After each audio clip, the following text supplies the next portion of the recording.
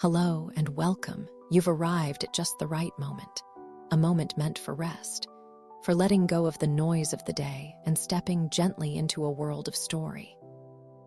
Before we begin, find a place where you can be still, a quiet corner, a favorite chair, or perhaps already nestled beneath the warmth of your blankets. Is it night where you are? A sky filled with stars watching silently above? Or is it early morning with the hush of dawn still soft around you? Wherever you are, and whenever this story finds you, I'm grateful you're here. If this tale brings you comfort or carries you softly towards sleep, you're always welcome to return. And perhaps, if you'd like, leave a gentle hello in the comments. Share where in the world you're listening from and what time this story has found you tonight. Now, this evening, we begin a story of ambition, of beauty, and of secrets hidden within the petals of a single flower. It is The Black Tulip by Alexandre Dumas, a tale set in a world of rivalry, intrigue, and the pursuit of something rare and extraordinary. In part one, we enter a time of unrest and change, when ambition and danger walk side by side. And in the quiet of that world, a dream is born, a dream of creating a tulip unlike any other, a tulip as dark as midnight itself. So take a deep breath, let your eyes grow heavy, and allow this story to unfold like a blossom opening slowly at dusk. This is part one of The Black Tulip, a journey into history, mystery, and the calm embrace of sleep. The Black Tulip by Alexandre Dumas, Chapter 1. A Grateful People. On the 20th of August, 1672, the city of The Hague, always so lively, so neat, and so trim that one might believe every day to be Sunday, with its shady park, with its tall trees, spreading over its Gothic houses, with its canals like large mirrors, in which its steeples and its almost eastern cupolas are reflected. The city of The Hague, the capital of the 7 united provinces, was swelling in all its arteries with a black and red stream of hurried, panting, and restless citizens, who, with their knives in their girdles, muskets on their shoulders, or sticks in their hands, were pushing on to the Buitenhof, a terrible prison, the grated windows of which are still shown, where, on the charge of attempted murder preferred against him by the surgeon Tickelaer, Cornelius de Witt, the brother of the Grand Pensionary of Holland, was confined. If the history of that time, and especially that of the year in the middle of which our narrative commences, were not indissolubly connected with the two names just mentioned, the few explanatory pages which we are about to add might appear quite supererogatory. But we will, from the very first, apprise the reader our old friend, to whom we are wont on the first page to promise amusement, and with whom we always try to keep our word as well as is in our power, that this explanation is as indispensable to the right understanding of our story as to that of the great event itself on which it is based. Cornelius de Witt, Ruart de Pulten, that is to say, warden of the dikes, ex-burgomaster of Dort, his native town, and member of the Assembly of the States of Holland, was 49 years of age when the Dutch people, tired of the Republic such as John de Witt, the Grand Pensionary of Holland, understood it, at once conceived a most violent affection for the stadtholderate, which had been abolished forever in Holland by the perpetual edict forced by John de Witt upon the United Provinces. As it rarely happens that public opinion, in its whimsical flights, does not identify a principle with a man. Thus the people saw the personification of the Republic in the two stern figures of the brothers de Witt, those Romans of Holland, spurning to pander to the fancies of the mob, and wedding themselves with unbending fidelity to liberty without licentiousness, and prosperity without the waste of superfluity.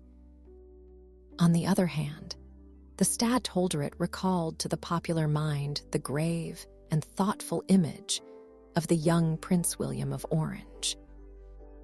The brothers De Witt humored Louis XIV, whose moral influence was felt by the whole of Europe, and the pressure of whose material power Holland had been made to feel in that marvelous campaign on the Rhine, which, in the space of 3 months, had laid the power of the United Provinces prostrate.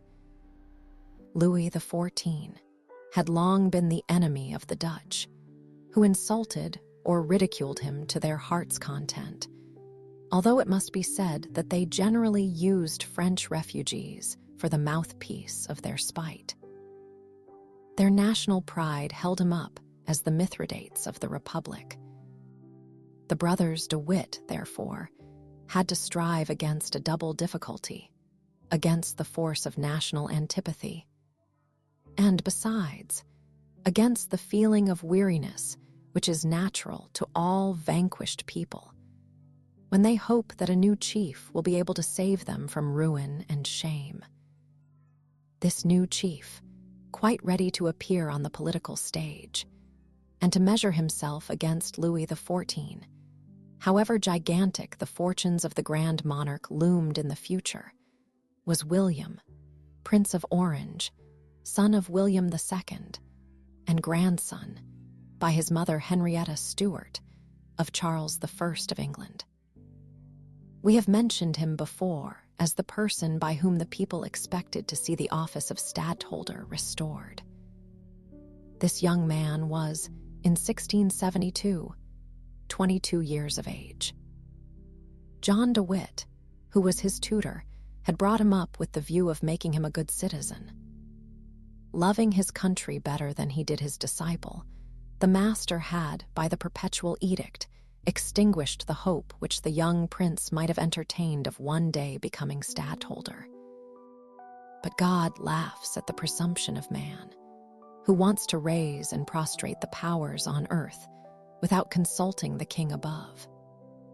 And the fickleness and caprice of the Dutch, combined with the terror inspired by Louis XIV, in repealing the perpetual edict and re-establishing the office of stadtholder in favor of William of Orange, for whom the hand of Providence had traced out ulterior destinies on the hidden map of the future.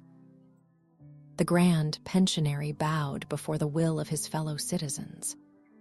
Cornelius De Witt, however, was more obstinate, and notwithstanding all the threats of death from the Orangist rabble who besieged him in his house at Dort, he stoutly refused to sign the act by which the office of stadtholder was restored.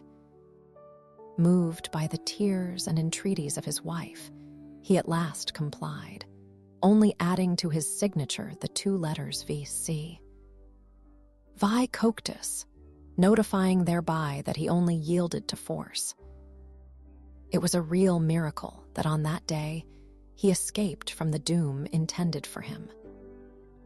John De Witt derived no advantage from his ready compliance with the wishes of his fellow citizens. Only a few days after, an attempt was made to stab him, in which he was severely, although not mortally, wounded. This by no means suited the views of the Orange faction. The life of the 2 brothers being a constant obstacle to their plans, they changed their tactics and tried to obtain by calumny what they had not been able to effect by the aid of the poniard. How rarely does it happen that, in the right moment, a great man is found to head the execution of vast and noble designs. And for that reason, when such a providential concurrence of circumstances does occur, history is prompt to record the name of the chosen one and to hold him up to the admiration of posterity. But when Satan interposes in human affairs to cast a shadow upon some happy existence, or to overthrow a kingdom, it seldom happens that he does not find at his side some miserable tool, in whose ear he has but to whisper a word to set him at once about his task. The wretched tool who was at hand to be the agent of this dastardly plot was one Tickelair whom we have already mentioned, a surgeon by profession. He lodged an information against Cornelius de Witt, setting forth that the warden who, as he had shown by the letters added to his signature, was fuming at the repeal of the Perpetual Edict, had, from hatred against William of Orange, hired an assassin to deliver the new republic of its new stadtholder. And he, Tickelair, was the person thus chosen. But that, horrified at the bare idea of the act which he was asked to perpetrate, he had preferred rather to reveal the crime than to commit it. This disclosure was, indeed, well calculated to call forth a furious outbreak among the Orange faction.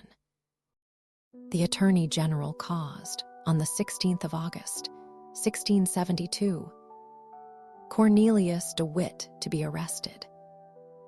And the noble brother of John de Witt had, like the vilest criminal, to undergo, in one of the apartments of the town prison, the preparatory degrees of torture, by means of which his judges expected to force from him the confession of his alleged plot against William of Orange. But Cornelius was not only possessed of a great mind, but also of a great heart. He belonged to that race of martyrs who, indissolubly wedded to their political convictions as their ancestors were to their faith, are able to smile on pain while being stretched on the rack. He recited with a firm voice, and scanning the lines according to measure, the first strophe of the Justum AC Tenacem of Horace, and making no confession, tired not only the strength, but even the fanaticism of his executioners. The judges, notwithstanding, acquitted Tickelair from every charge, at the same time sentencing Cornelius to be deposed from all his offices and dignities, to pay all the costs of the trial, and to be banished from the soil of the Republic forever. This judgment against not only an innocent, but also a great man, was indeed some gratification to the passions of the people, to whose interests Cornelius de Witt had always devoted himself. But, as we shall soon see, it was not enough. The Athenians, who indeed have left behind them a pretty tolerable reputation for ingratitude, have in this respect to yield precedence to the Dutch. They, at least in the case of Aristides, contented themselves with banishing him. John de Witt, at the first intimation of the charge brought against his brother, had resigned his office of Grand Pensionary. He too received a noble recompense for his devotedness to the best interests of his country, taking with him into the retirement of private life the hatred of a host of enemies, and the fresh scars of wounds inflicted by assassins, only too often the sole guerdon obtained by honest people, who are guilty of having worked for their country, and of having forgotten their own private interests. In the meanwhile, William of Orange urged on the course of events by every means in his power, eagerly waiting for the time when the people, by whom he was idolized, should have made of the bodies of the brothers the two steps over which he might ascend to the chair of stadtholder. Thus, then, on the 20th of August, 1672, as we have already stated in the beginning of this chapter, the whole town was crowding towards the Buitenhof to witness the departure of Cornelius de Witt from prison, as he was going to exile, and to see what traces the torture of the rack had left on the noble frame of the man who knew his Horace so well. Yet all this multitude was not crowding to the Buitenhof with the innocent view of merely feasting their eyes with the spectacle. There were many who went there to play an active part in it, and to take upon themselves an office which they conceived had been badly filled, that of the executioner. There were, indeed, others with less hostile intentions. All that they cared for was the spectacle, always so attractive to the mob, whose instinctive pride is flattered by it, the sight of greatness hurled down into the dust. Has not, they would say, this Cornelius de Witt been locked up and broken by the rack? Shall we not see him pale, streaming with blood, covered with shame? And was not this a sweet triumph for the burghers of The Hague, whose envy even beat that of the common rabble? A triumph in which every honest citizen and townsman might be expected to share. Moreover, hinted the orange agitators interspersed through the crowd, whom they hoped to manage like a sharp-edged and at the same time crushing instrument. Moreover, will there not, from the Buitenhof to the gate of the town, a nice little opportunity present itself to throw some handfuls of dirt or a few stones at this Cornelius de Witt, who not only conferred the dignity of stadtholder on the Prince of Orange merely Roman 6 Coctus, but who also intended to have him assassinated. Besides which, the fierce enemies of France chimed in, if the work were done well and bravely at The Hague, Cornelius would certainly not be allowed to go into exile, where he will renew his intrigues with France, and live with his big scoundrel of a brother, John, on the gold of the Marquis de Louvois. Being in such a temper, people generally will run rather than walk, which was the reason why the inhabitants of The Hague were hurrying so fast towards the Buitenhof. Honest Tichelaer, with a heart full of spite and malice, and with no particular plan settled in his mind, was one of the foremost, being paraded about by the Orange Party like a hero of probity, national honor, and Christian charity. This daring miscreant detailed, with all the embellishments and flourishes suggested by his base mind and his ruffianly imagination, the attempts which he pretended Cornelius de Witt had made to corrupt him, the sums of money which were promised, and all the diabolical stratagems planned beforehand to smooth for him, Tichelaer, all the difficulties in the path of murder, and every phase of his speech, eagerly listened to by the populace, called forth enthusiastic cheers for the Prince of Orange, and groans and imprecations of blind fury against the brothers de Witt.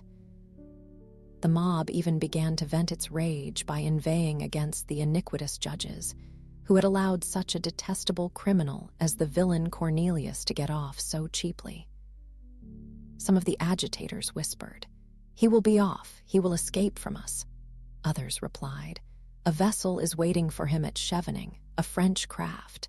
Tichelaer has seen her." "Honest Tichelaer, hurrah for Tichelaer," the mob cried in chorus. "And let us not forget," a voice exclaimed from the crowd, "that at the same time with Cornelius, his brother John, who is as rascally a traitor as himself, will likewise make his escape. And the 2 rogues will in France make merry with our money, with the money for our vessels, our arsenals, and our dockyards, which they have sold to Louis XIV. Well, then, don't let us allow them to depart," advised one of the patriots who had gained the start of the others. "Forward to the prison, echoed the crowd. Amid these cries, the citizens ran along faster and faster, cocking their muskets, brandishing their hatchets, and looking death and defiance in all directions. No violence, however, had as yet been committed, and the file of horsemen who were guarding the approaches of the Buitenhof remained cool, unmoved, silent, much more threatening in their impassibility than all this crowd of burghers, with their cries, their agitation, and their threats. The men on their horses, indeed, stood like so many statues under the eye of their chief, Count Tilly, the captain of the mounted troops of the Hague, who had his sword drawn, but held it with its point downwards, in a line with the straps of his stirrup. This troop, the only defense of the prison, overawed by its firm attitude not only the disorderly, riotous mass of the populace, but also the detachment of the Burger Guard, which, being placed opposite the Buitenhof to support the soldiers in keeping order, gave to the rioters the example of seditious cries, shouting, "Hurrah for Orange! Down with the traitors!" The presence of Tilly and his horsemen, indeed, exercised a salutary check on these civic warriors. But by degrees, they waxed more and more angry by their own shouts. And as they were not able to understand how anyone could have courage without showing it by cries, they attributed the silence of the dragoons to pusillanimity, and advanced one step towards the prison, with all the turbulent mob following in their wake. In this moment, Count Tilly rode forth towards them single-handed, merely lifting his sword and contracting his brow whilst he addressed them. "Well, gentlemen of the Burger Guard, what are you advancing for, and what do you wish?" The burghers shook their muskets, repeating their cry, "Hurrah for Orange! Death to the traitors!" "Hurrah for Orange, all well and good," replied Tilly. "Although I certainly am more partial to happy faces than to gloomy ones. Death to the traitors, as much of it as you like, as long as you show your wishes only by cries. But as to putting them to death in good earnest, I am here to prevent that, and I shall prevent it." Then, turning round to his men, he gave the word of command, "Soldiers, ready!" The troopers obeyed orders with a precision which immediately caused the Burger Guard and the people to fall back, in a degree of confusion which excited the smile of the cavalry officer.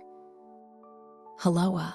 he exclaimed, with that bantering tone which is peculiar to men of his profession.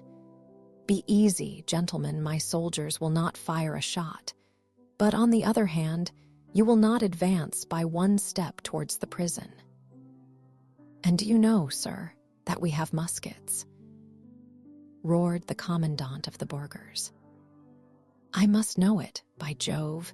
You have made them glitter enough before my eyes, but I beg you to observe also that we on our side have pistols, that the pistol carries admirably to a distance of 50 yards, and that you are only 25 from us."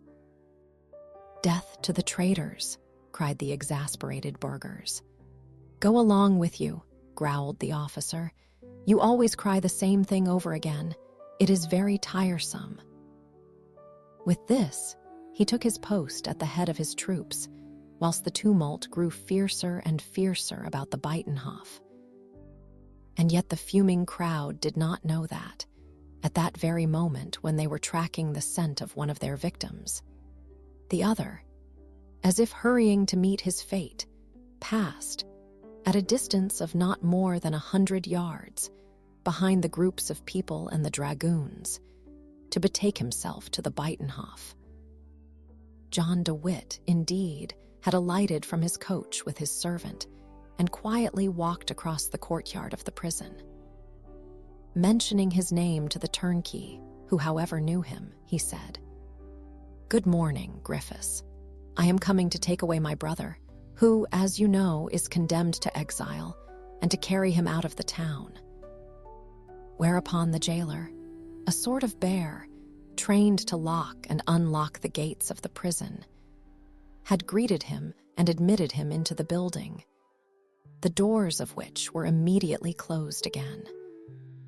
10 yards farther on, John de Witt met a lovely young girl of about 17 or 18, dressed in the national costume of the Frisian women, who, with pretty demureness, dropped a courtesy to him. Chucking her under the chin, he said to her, "Good morning, my good and fair Rosa. How is my brother?" "Oh, Mynheer John," the young girl replied, "I am not afraid of the harm which has been done to him. That's all over now. But what is it you are afraid of?" "I am afraid of the harm which they are going to do to him." "Oh, yes," said DeWitt. "You mean to speak of the people down below, don't you? Do you hear them? They are indeed in a state of great excitement, but when they see us perhaps they will grow calmer, as we have never done them anything but good." "That's unfortunately no reason, except for the contrary," muttered the girl, as on an imperative sign from her father, she withdrew. "Indeed, child, what you say is only too true." Then, in pursuing his way, he said to himself, "Here is a damsel who very likely does not know how to read, who consequently has never read anything, and yet with one word she has just told the whole history of the world." And with the same calm mien, but more melancholy than he had been on entering the prison, the grand pensionary proceeded towards the cell of his brother. Chapter 2. The Two Brothers. As the fair Rosa, with foreboding doubt, had foretold, so it happened. Whilst John DeWitt was climbing the narrow, winding stairs which led to the prison of his brother Cornelius, the burghers did their best to have the troop of Tilly, which was in their way, removed. Seeing this disposition, King Mob, who fully appreciated the laudable intentions of his own beloved militia, shouted most lustily, "Hurrah for the burghers!" As to Count Tilly, who was as prudent as he was firm, he began to parley with the burghers, under the protection of the cocked pistols of his dragoons, explaining to the valiant townsmen that his order from the States commanded him to guard the prison and its approaches with 3 companies. "Wherefore such an order? Why guard the prison?" cried the Orangists. "Stop," replied the Count. "There you at once ask me more than I can tell you. I was told, guard the prison, and I guard it. You, gentlemen, who are almost military men yourselves, you are aware that an order must never be gainsaid. But this order has been given to you that the traitors may be enabled to leave the town. Very possibly, as the traitors are condemned to exile," replied Tilly. "But who has given this order?" "The States, to be sure. The States are traitors." "I don't know anything about that. And you are a traitor yourself." "I? Yes, you." "Well, as to that, let us understand each other, gentlemen. Whom should I betray? The States. Why, I cannot betray them whilst, being in their pay, I faithfully obey their orders." As the Count was so indisputably in the right that it was impossible to argue against him, the mob answered only by redoubled clamor and horrible threats, to which the Count opposed the most perfect urbanity. "Gentlemen," he said, "uncock your muskets. One of them may go off by accident. And if the shot chanced to wound one of my men, we should knock over a couple of hundreds of yours, for which we should, indeed, be very sorry, but you even more so, especially as such a thing is neither contemplated by you nor by myself." "If you did that," cried the burghers, "we should have a pop at you too." "Of course you would, but suppose you killed every man jack of us, those whom we should have killed would not, for all that, be less dead. Then leave the place to us, and you will perform the part of a good citizen." "First of all," said the Count, "I am not a citizen but an officer, which is a very different thing, and secondly, I am not a Hollander but a Frenchman, which is more different still. I have to do with no one but the States, by whom I am paid.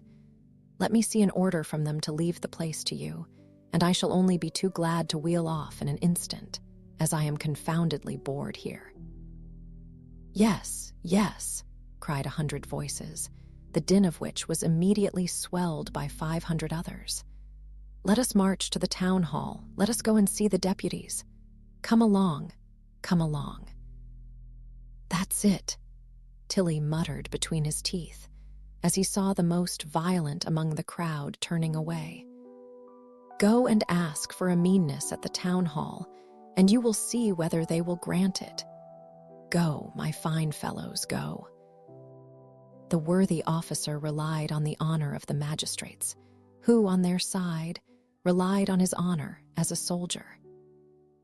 "I say, Captain," the first lieutenant whispered into the ear of the Count, "I hope the deputies will give these madmen a flat refusal, but after all, it would do no harm if they would send us some reinforcement." In the meanwhile, John DeWitt, whom we left climbing the stairs after the conversation with the jailer Griffiths and his daughter Rosa, had reached the door of the cell, where on a mattress his brother Cornelius was resting after having undergone the preparatory degrees of the torture.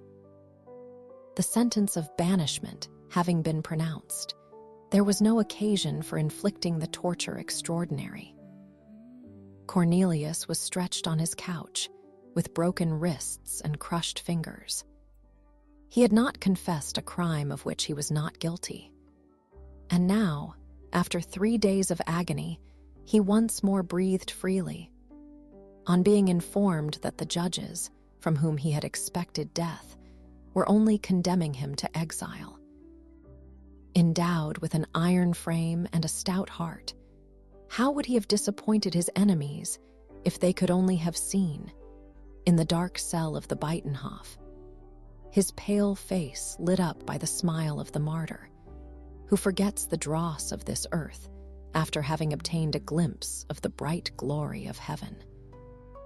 The warden, indeed, had already recovered his full strength, much more owing to the force of his own strong will than to actual aid. And he was calculating how long the formalities of the law would still detain him in prison. This was just at the very moment when the mingled shouts of the burgher guard and of the mob were raging against the two brothers, and threatening Captain Tilly, who served as a rampart to them. This noise, which roared outside of the walls of the prison as the surf dashing against the rocks, now reached the ears of the prisoner. But threatening as it sounded, Cornelius appeared not to deem it worth his while to inquire after its cause. Nor did he get up to look out of the narrow grated window, which gave access to the light and to the noise of the world without. He was so absorbed in his never-ceasing pain that it had almost become a habit with him. He felt with such delight the bonds which connected his immortal being with his perishable frame gradually loosening, that it seemed to him as if his spirit, freed from the trammels of the body, were hovering above it, like the expiring flame which rises from the half-extinguished embers. He also thought of his brother, and whilst the latter was thus vividly present to his mind, the door opened, and John entered, hurrying to the bedside of the prisoner, who stretched out his broken limbs and his hands tied up in bandages towards that glorious brother, whom he now excelled, not in services rendered to the country, but in the hatred which the Dutch bore him. John tenderly kissed his brother on the forehead and put his sore hands gently back on the mattress. "Cornelius, my poor brother, you are suffering great pain, are you not?" "I am suffering no longer, since I see you, my brother." "Oh, my poor dear Cornelius, I feel most wretched to see you in such a state. And indeed, I have thought more of you than of myself, and whilst they were torturing me, I never thought of uttering a complaint except once to say, 'Poor brother.' But now that you are here, let us forget all. You are coming to take me away, are you not?" "I am. I am quite healed. Help me to get up, and you shall see how I can walk." "You will not have to walk far, as I have my coach near the pond, behind Tilly's Dragoons." "Tilly's Dragoons? What are they near the pond for?" "Well," said the Grand Pensionary with a melancholy smile which was habitual to him. "The gentlemen at the town hall expect that the people at the Hague would like to see you depart, and there is some apprehension of a tumult." "Of a tumult," replied Cornelius, fixing his eyes on his perplexed brother. "A tumult." "Yes, Cornelius." "Oh, that's what I heard just now," said the prisoner, as if speaking to himself. Then, turning to his brother, he continued, "Are there many persons down before the prison?" "Yes, my brother, there are. But then, to come here to me, well, how is it that they have allowed you to pass? You know well that we are not very popular, Cornelius," said the Grand Pensionary with gloomy bitterness. "I have made my way through all sorts of by-streets and alleys. You hid yourself, John. I wished to reach you without loss of time, and I did what people will do in politics, or on the sea when the wind is against them, I tacked." At this moment, the noise in the square below was heard to roar with increasing fury. Tilly was parleying with the burghers. "Well, well," said Cornelius. "You are a very skillful pilot, John, but I doubt whether you will as safely guide your brother out of the Buitenhof in the midst of this gale, and through the raging surf of popular hatred, as you did the fleet of Van Tromp past the shoals of the Scheldt to Antwerp."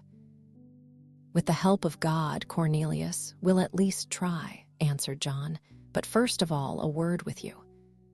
"Speak," the shouts began anew. "Hark, hark," continued Cornelius, "how angry those people are. Is it against you or against me?" "I should say it is against us both, Cornelius. I told you, my dear brother, that the Orange party, while assailing us with their absurd calumnies, have also made it a reproach against us that we have negotiated with France. What blockheads they are! But indeed, they reproach us with it. And yet, if these negotiations had been successful, they would have prevented the defeats of Ries, Orsay, Wessel, and Rheinberg. The Rhine would not have been crossed, and Holland might still consider herself invincible in the midst of her marshes and canals. All this is quite true, my dear Cornelius, but still more certain it is that if at this moment our correspondence with the Marquis de Louvois were discovered, skillful pilot as I am, I should not be able to save the frail bark which is to carry the brothers de Witt and their fortunes out of Holland. That correspondence, which might prove to honest people how dearly I love my country, and what sacrifices I have offered to make for its liberty and glory, would be ruin to us if it fell into the hands of the Orange party. I hope you have burned the letters before you left Dort to join me at The Hague." "My dear brother," Cornelius answered, "your correspondence with M. de Louvois affords ample proof of your having been of late the greatest, most generous, and most able citizen of the 7 United Provinces. I rejoice in the glory of my country, and particularly do I rejoice in your glory, John. I have taken good care not to burn that correspondence. Then we are lost, as far as this life is concerned," quietly said the Grand Pensionary, approaching the window. "No, on the contrary, John, we shall at the same time save our lives and regain our popularity. But what have you done with these letters?" "I have entrusted them to the care of Cornelius Van Barrel, my godson, whom you know, and who lives at Dort. Poor honest Van Barrel, who knows so much, and yet thinks of nothing but of flowers and of God who made them. You have entrusted him with this fatal secret. It will be his ruin, poor soul." "His ruin?" "Yes, for he will either be strong or he will be weak. If he is strong, he will, when he hears of what has happened to us, boast of our acquaintance. If he is weak, he will be afraid on account of his connection with us. If he is strong, he will betray the secret by his boldness. If he is weak, he will allow it to be forced from him. In either case, he is lost, and so are we. Let us therefore fly, fly, as long as there is still time. Cornelius de Witt, raising himself on his couch and grasping the hand of his brother, who shuddered at the touch of his linen bandages, replied, "Do not I know my godson? Have not I been enabled to read every thought in Van Barrel's mind and every sentiment in his heart? You ask whether he is strong or weak. He is neither the one nor the other, but that is not now the question. The principal point is that he is sure not to divulge the secret for the very good reason that he does not know it himself." John turned round in surprise.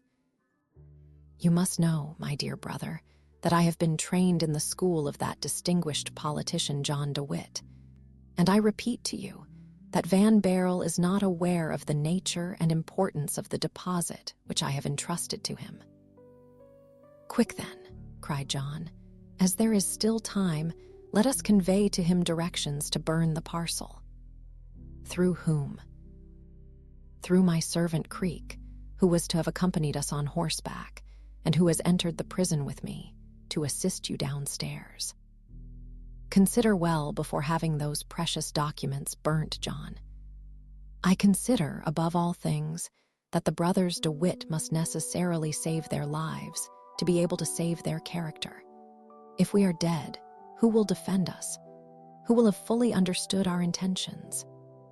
You expect, then, that they would kill us if those papers were found."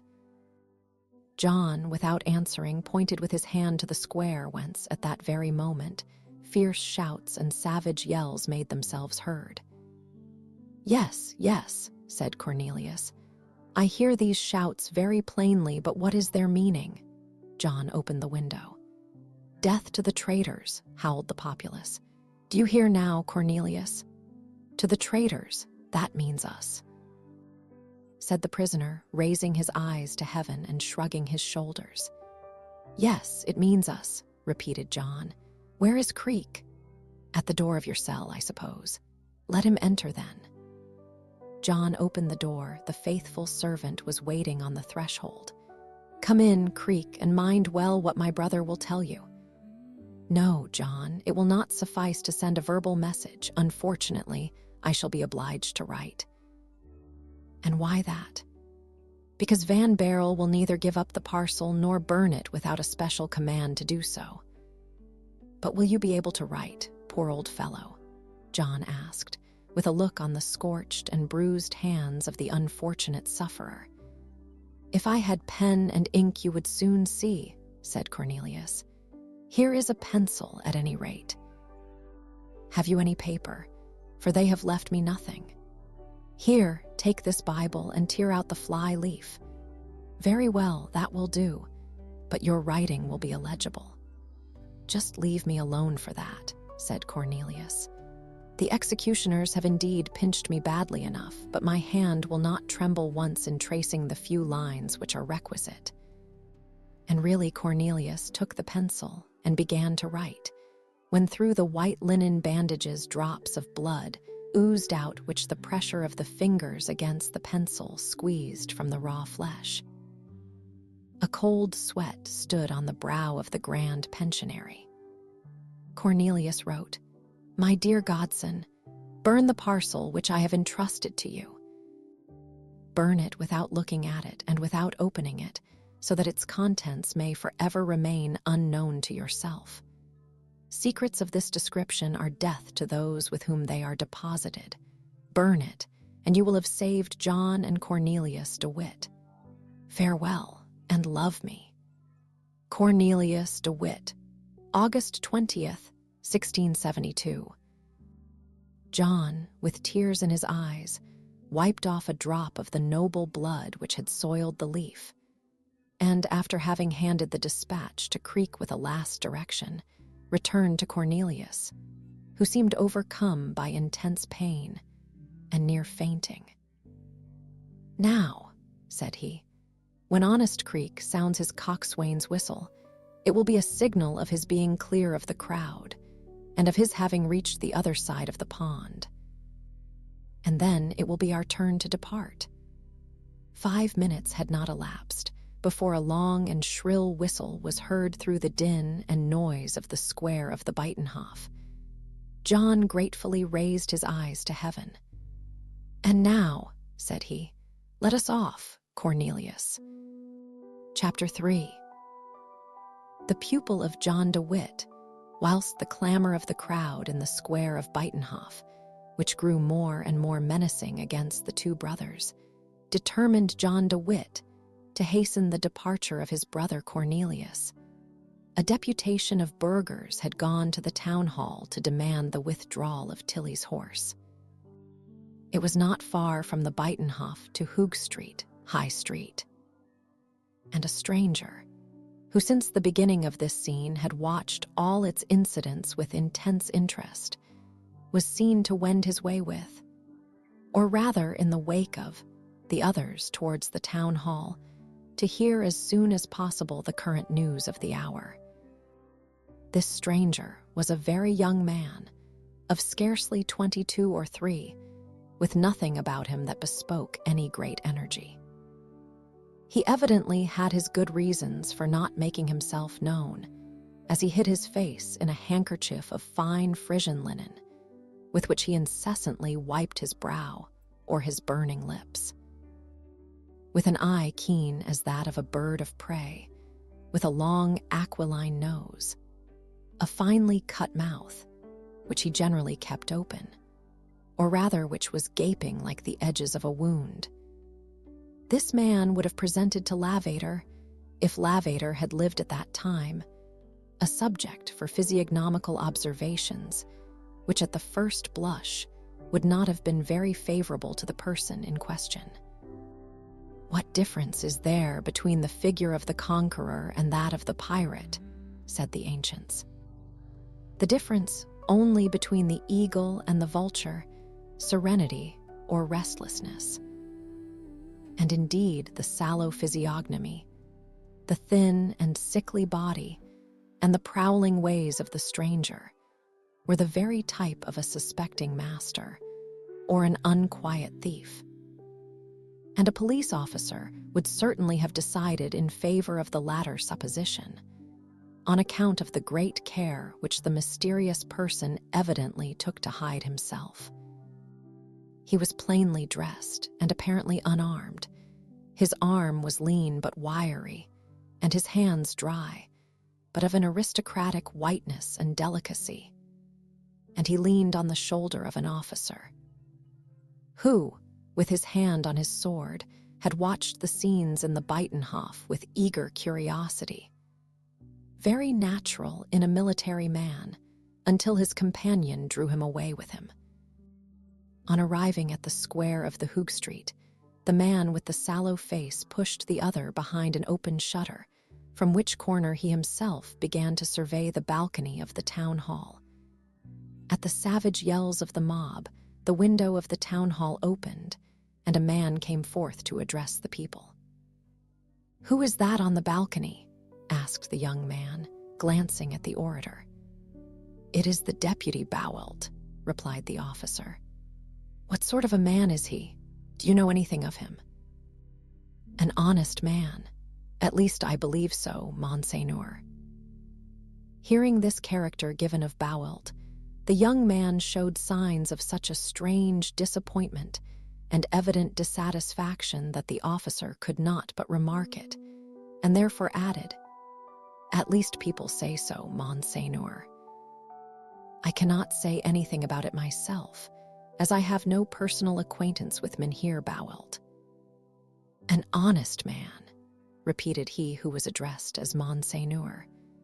"Do you mean to say that he is an honest man, brave Ham, or a brave one, Ham brave?" "Ah, Monseigneur must excuse me. I would not presume to draw such a fine distinction in the case of a man whom, I assure your Highness once more, I know only by sight." "If this Bowelt is an honest man," His Highness continued, "he will give to the demand of these furibund petitioners a very queer reception." The nervous quiver of his hand, which moved on the shoulder of his companion as the fingers of a player on the keys of a harpsichord, betrayed his burning impatience. So ill-concealed at certain times, and particularly at that moment, under the icy and somber expression of his face. The chief of the deputation of the burghers was then heard addressing an interpellation to Mynheer Bouwelt, whom he requested to let them know where the other deputies, his colleagues, were. "Gentlemen," Bouwelt repeated for the second time, "I assure you that in this moment I am here alone with Mynheer de Spuren, and I cannot take any resolution on my own responsibility." "The order! We want the order!"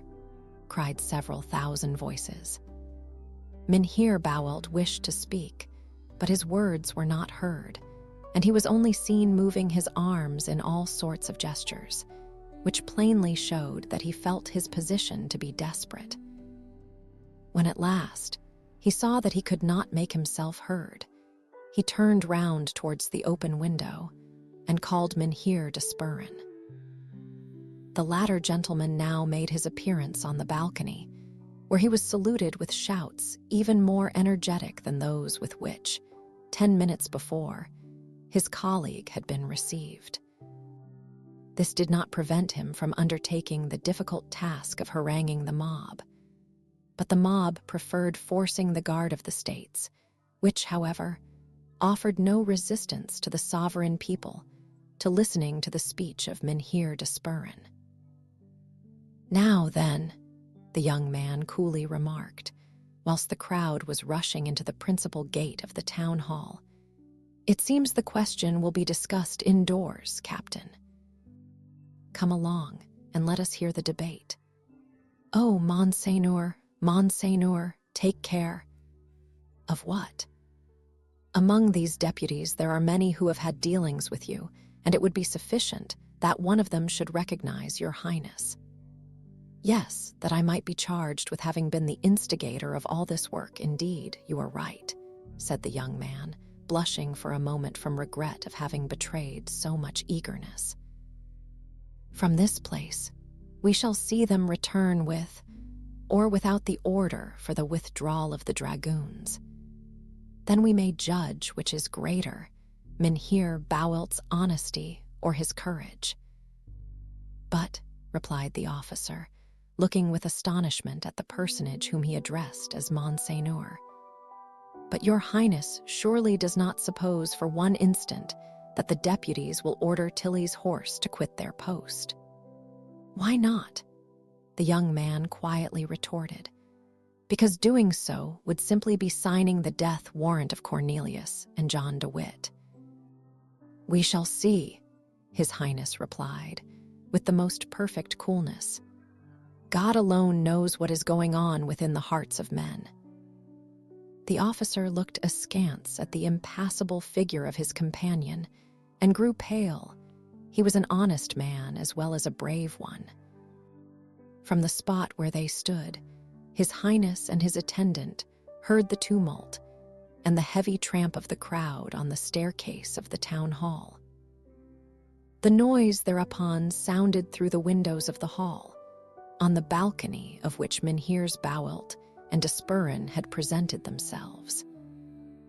These two gentlemen had retired into the building, very likely from fear of being forced over the balustrade by the pressure of the crowd. After this, fluctuating shadows in tumultuous confusion were seen flitting to and fro across the windows. The council hall was filling. Suddenly the noise subsided, and as suddenly again it rose with redoubled intensity, and at last reached such a pitch that the old building shook to the very roof.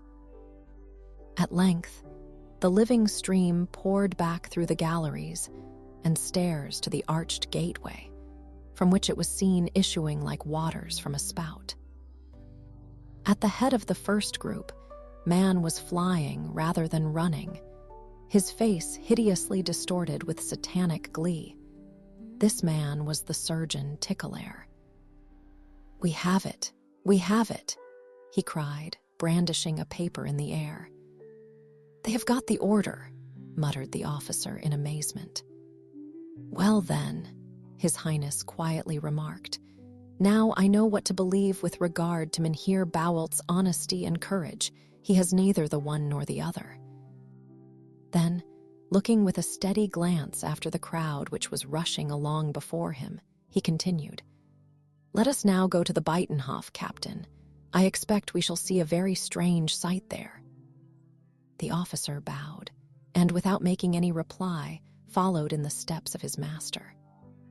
There was an immense crowd in the square and about the neighborhood of the prison, but the dragoons of Tilly still kept it in check with the same success and with the same firmness. It was not long before the Count heard the increasing din of the approaching multitude, the first ranks of which rushed on with the rapidity of a cataract.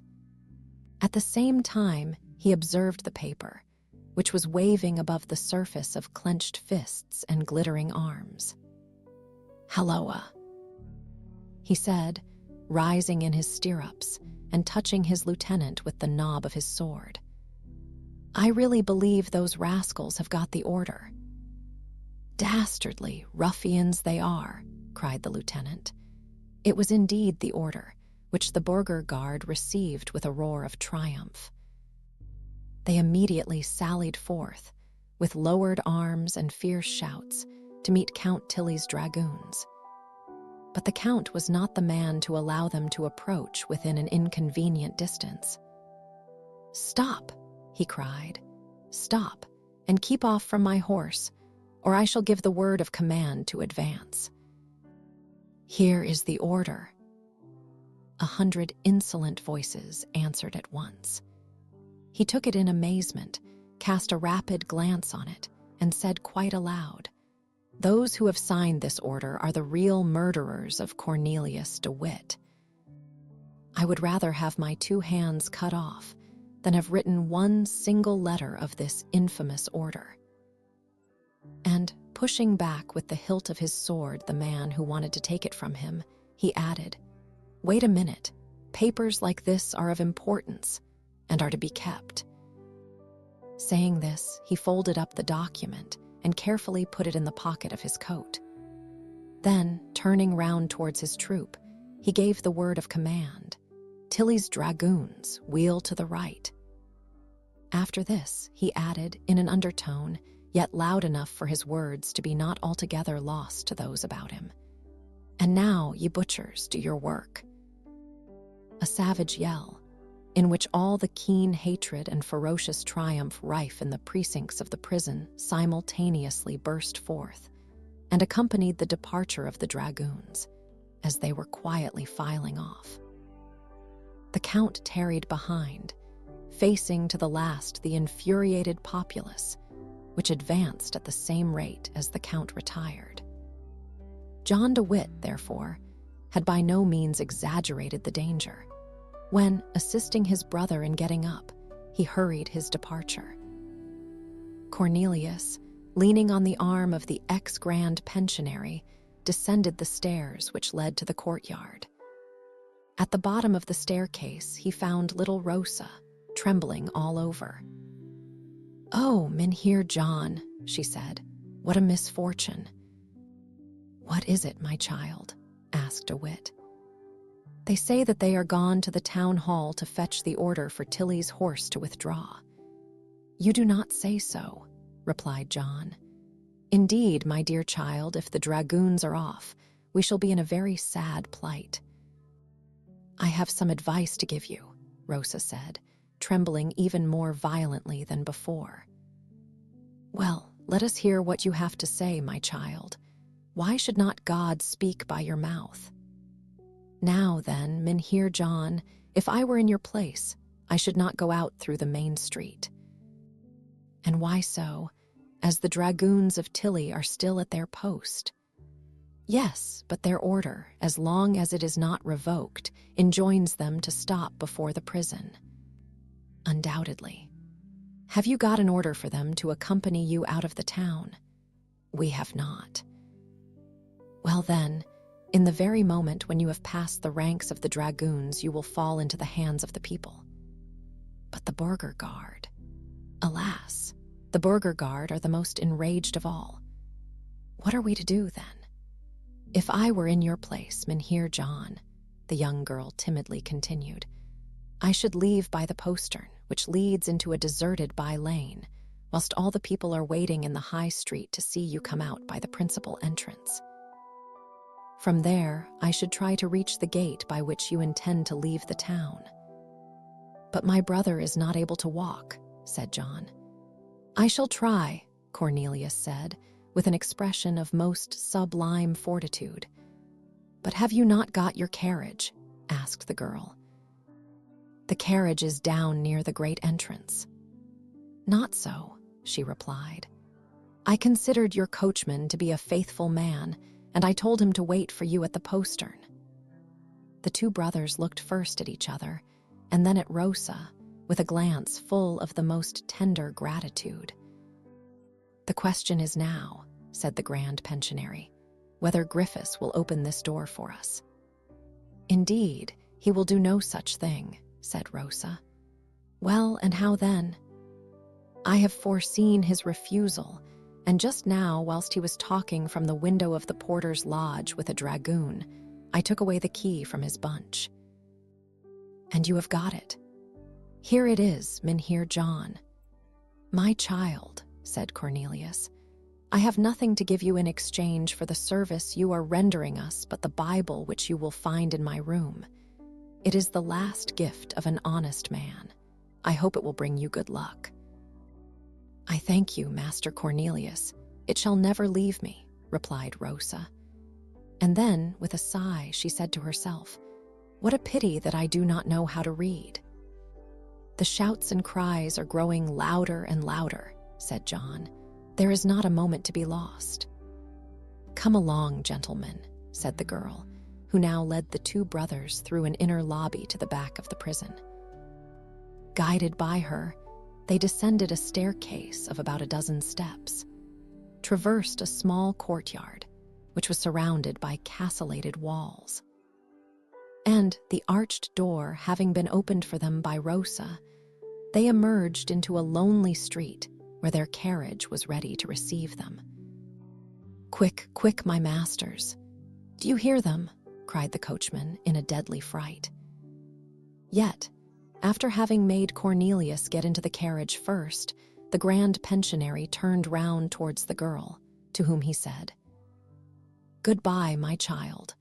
Words could never express our gratitude. God will reward you for having saved the lives of two men.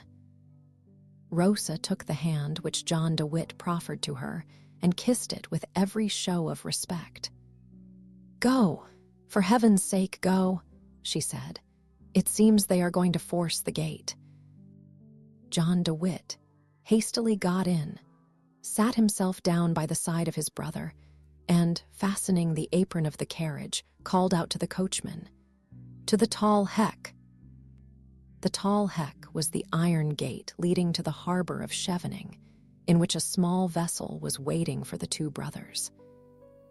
The carriage drove off with the fugitives at the full speed of a pair of spirited Flemish horses. Rosa followed them with her eyes until they turned the corner of the street, upon which, closing the door after her, she went back and threw the key into a cell. The noise which had made Rosa suppose that the people were forcing the prison door was indeed owing to the mob battering against it after the square had been left by the military. Solid as the gate was, and although Griffiths, to do him justice, stoutly enough refused to open it, yet evidently it could not resist much longer, and the jailer, growing very pale, put to himself the question whether it would not be better to open the door than to allow it to be forced, when he felt someone gently pulling his coat. He turned round and saw Rosa. Do you hear these madmen? He said. I hear them so well, my father, that in your place you would open the door.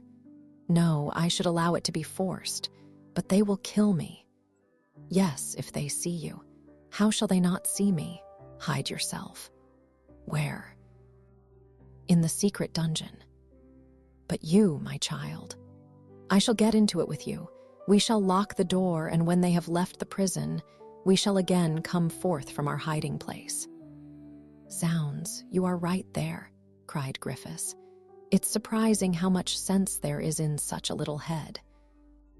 Then, as the gate began to give way amidst the triumphant shouts of the mob, she opened a little trap door and said, come along, Father." "But our prisoners?" "God will watch over them, and I shall watch over you."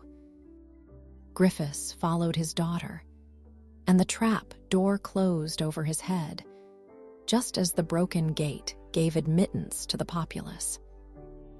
The dungeon where Rosa had induced her father to hide himself, and where for the present we must leave the two, offered to them a perfectly safe retreat, being known only to those in power who used to place their important prisoners of state to guard against a rescue or a revolt. The people rushed into the prison with the cry, "Death to the traitors," to the gallows with Cornelius de Witt, "Death, death." Chapter 4. The murderers, the young man with his hat slouched over his eyes, still leaning on the arm of the officer, and still wiping from time to time his brow with his handkerchief, was watching in a corner of the Buitenhof, in the shade of the overhanging weather board of a closed shop, the doings of the infuriated mob, a spectacle which seemed to draw near its catastrophe.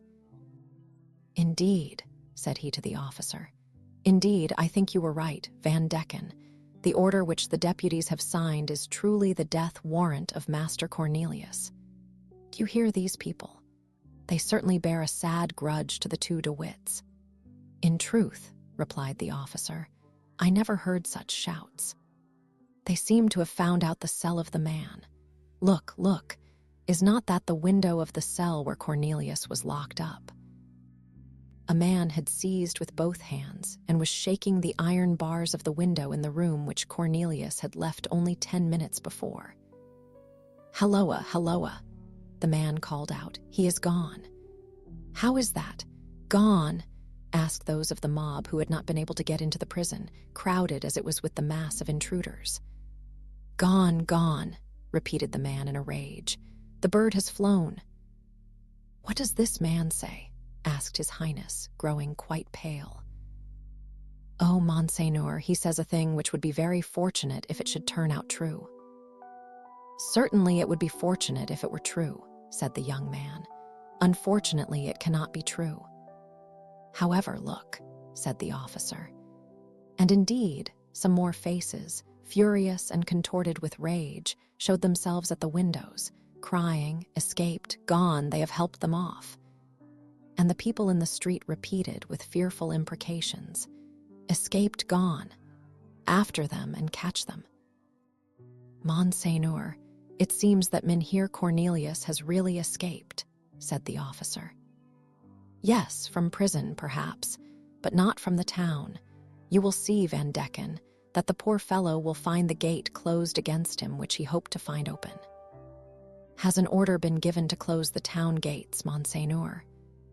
"No, at least I do not think so. Who could have given such an order?" "Indeed, but what makes your Highness suppose?" "There are fatalities," Monseigneur replied, in an offhand manner. "And the greatest men have sometimes fallen victims to such fatalities." At these words, the officer felt his blood run cold, as somehow or other he was convinced that the prisoner was lost. At this moment, the roar of the multitude broke forth like thunder, for it was now quite certain that Cornelius de Witt was no longer in the prison. Cornelius and John, after driving along the pond, had taken the main street, which leads to the tall Heck, giving directions to the coachman to slacken his pace, in order not to excite any suspicion. But when, on having proceeded halfway down that street, the man felt that he had left the prison and death behind, and before him there was life and liberty, he neglected every precaution and set his horses off at a gallop. All at once he stopped. "What is the matter?" asked John, putting his head out of the coach window. "Oh, my masters," cried the coachman. "It is terror," choked the voice of the honest fellow. "Well, say what you have to say," urged the grand pensionary.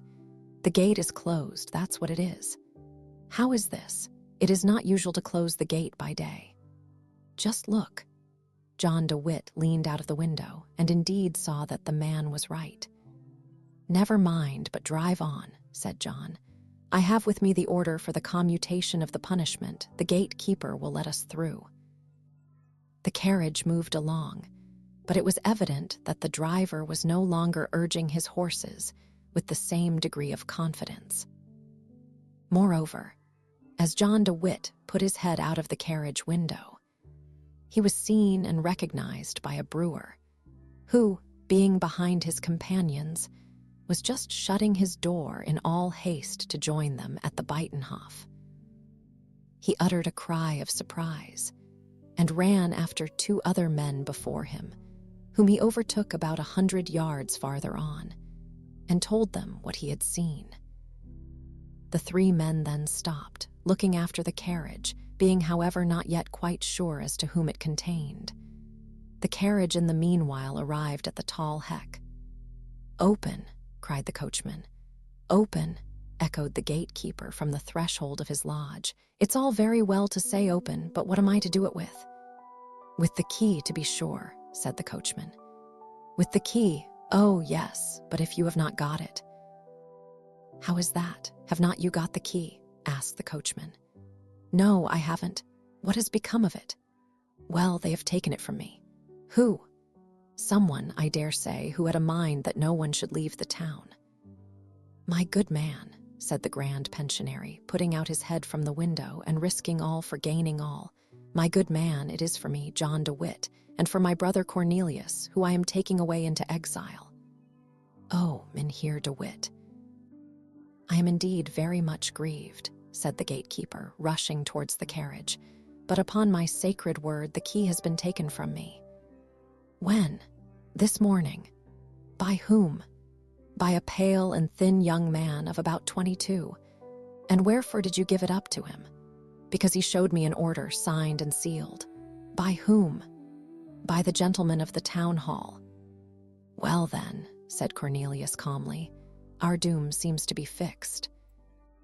Do you know whether the same precaution has been taken at the other gates?" "I do not." "Now then," said John to the coachman, "God commands man to do all that is in his power to preserve his life. Go and drive to another gate." And whilst the servant was turning round the vehicle, the grand pensionary said to the gatekeeper, "Take our thanks for your good intentions. The will must count for the deed. You had the will to save us, and that, in the eyes of the Lord, is as if you had succeeded in doing so." "Alas," said the gatekeeper, "do you see down there?" "Drive at a gallop through that group," John called out to the coachman, "and take the street on the left. It is our only chance." The group which John alluded to had, for its nucleus, those 3 men whom we left looking after the carriage, and who, in the meanwhile, had been joined by 7 or 8 others. These newcomers evidently meant mischief with regard to the carriage. When they saw the horses galloping down upon them, they placed themselves across the street, brandishing cudgels in their hands and calling out, "Stop! Stop!" The coachman, on his side, lashed his horses into increased speed until the coach and the men encountered. The brothers DeWitt, enclosed within the body of the carriage, were not able to see anything, but they felt a severe shock, occasioned by the rearing of the horses. The whole vehicle for a moment shook and stopped, but immediately after, passing over something round and elastic, which seemed to be the body of a prostrate man, set off again amidst a volley of the fiercest oaths. "Alas," said Cornelius, "I am afraid we have hurt someone." "Gallop, gallop," called John, but notwithstanding this order, the coachman suddenly came to a stop. "Now then, what is the matter again?" asked John. "Look there," said the coachman. John looked. The whole mass of the populace from the Buitenhof appeared at the extremity of the street along which the carriage was to proceed, and its stream moved roaring and rapid, as if lashed on by a hurricane. "Stop and get off," said John to the coachman. "It is useless to go any farther, we are lost." "Here they are, here they are." 500 voices were crying at the same time. "Yes, here they are, the traitors, the murderers, the assassins," answered the men who were running after the carriage to the people who were coming to meet it. The former carried in their arms the bruised body of one of their companions, who, trying to seize the reins of the horses, had been trodden down by them. This was the object over which the two brothers had felt their carriage pass. The coachman stopped, but however strongly his master urged him, he refused to get off and save himself. In an instant, the carriage was hemmed in between those who followed and those who met it. It rose above the mass of moving heads like a floating island. But in another instant, it came to a dead stop. A blacksmith had with his hammer struck down one of the horses, which fell in the traces. At this moment, the shutter of a window opened and disclosed the sallow face and the dark eyes of the young man, who with intense interest watched the scene which was preparing. Behind him appeared the head of the officer, almost as pale as himself. "Good heavens, Monseigneur, what is going on there?" whispered the officer. "Something very terrible, to a certainty," replied the other. "Don't you see, Monseigneur, they are dragging the Grand Pensionary from the carriage. They strike him, they tear him to pieces." "Indeed, these people must certainly be prompted by a most violent indignation," said the young Marl, with the same impassible tone which he had preserved all along. "And here is Cornelius, whom they now likewise drag out of the carriage, Cornelius, who is already quite broken and mangled by the torture. Only look, look. Indeed, it is Cornelius, and no mistake." The officer uttered a feeble cry and turned his head away, the brother of the Grand Pensionary, before having set foot on the ground, whilst still on the bottom step of the carriage, was struck down with an iron bar which broke his skull. He rose once more, but immediately fell again. Some fellows then seized him by the feet and dragged him into the crowd, into the middle of which one might have followed his bloody track, and he was soon closed in among the savage yells of malignant exultation. The young man, a thing which would have been thought impossible, grew even paler than before, and his eyes were for a moment veiled behind the lids. The officer saw this sign of compassion, and wishing to avail himself of this softened tone of his feelings, continued, "Come, come, Monseigneur, for here they are also going to murder the Grand Pensionary." But the young man had already opened his eyes again. "To be sure," he said, "these people are really implacable. It does no one good to offend them." "Monseigneur," said the officer, "may not one save this poor man who has been your Highness's instructor? If there be any means, name it, and if I should perish in the attempt." William of Orange, for he it was knit his brows in a very forbidding manner, restrained the glance of gloomy malice which glistened in his half-closed eye, and answered, "Captain Van Decken, I request you to go and look after my troops, that they may be armed for any emergency. But am I to leave your Highness here, alone, in the presence of all these murderers?" "Go, and don't you trouble yourself about me more than I do myself," the prince gruffly replied. The officer started off with a speed which was much less owing to his sense of military obedience than to his pleasure at being relieved from the necessity of witnessing the shocking spectacle of the murder of the other brother. He had scarcely left the room when John, who, with an almost superhuman effort, had reached the stone steps of a house nearly opposite that where his former pupil concealed himself, began to stagger under the blows which were inflicted on him from all sides, calling out, "My brother! Where is my brother?" One of the ruffians knocked off his hat with a blow of his clenched fist.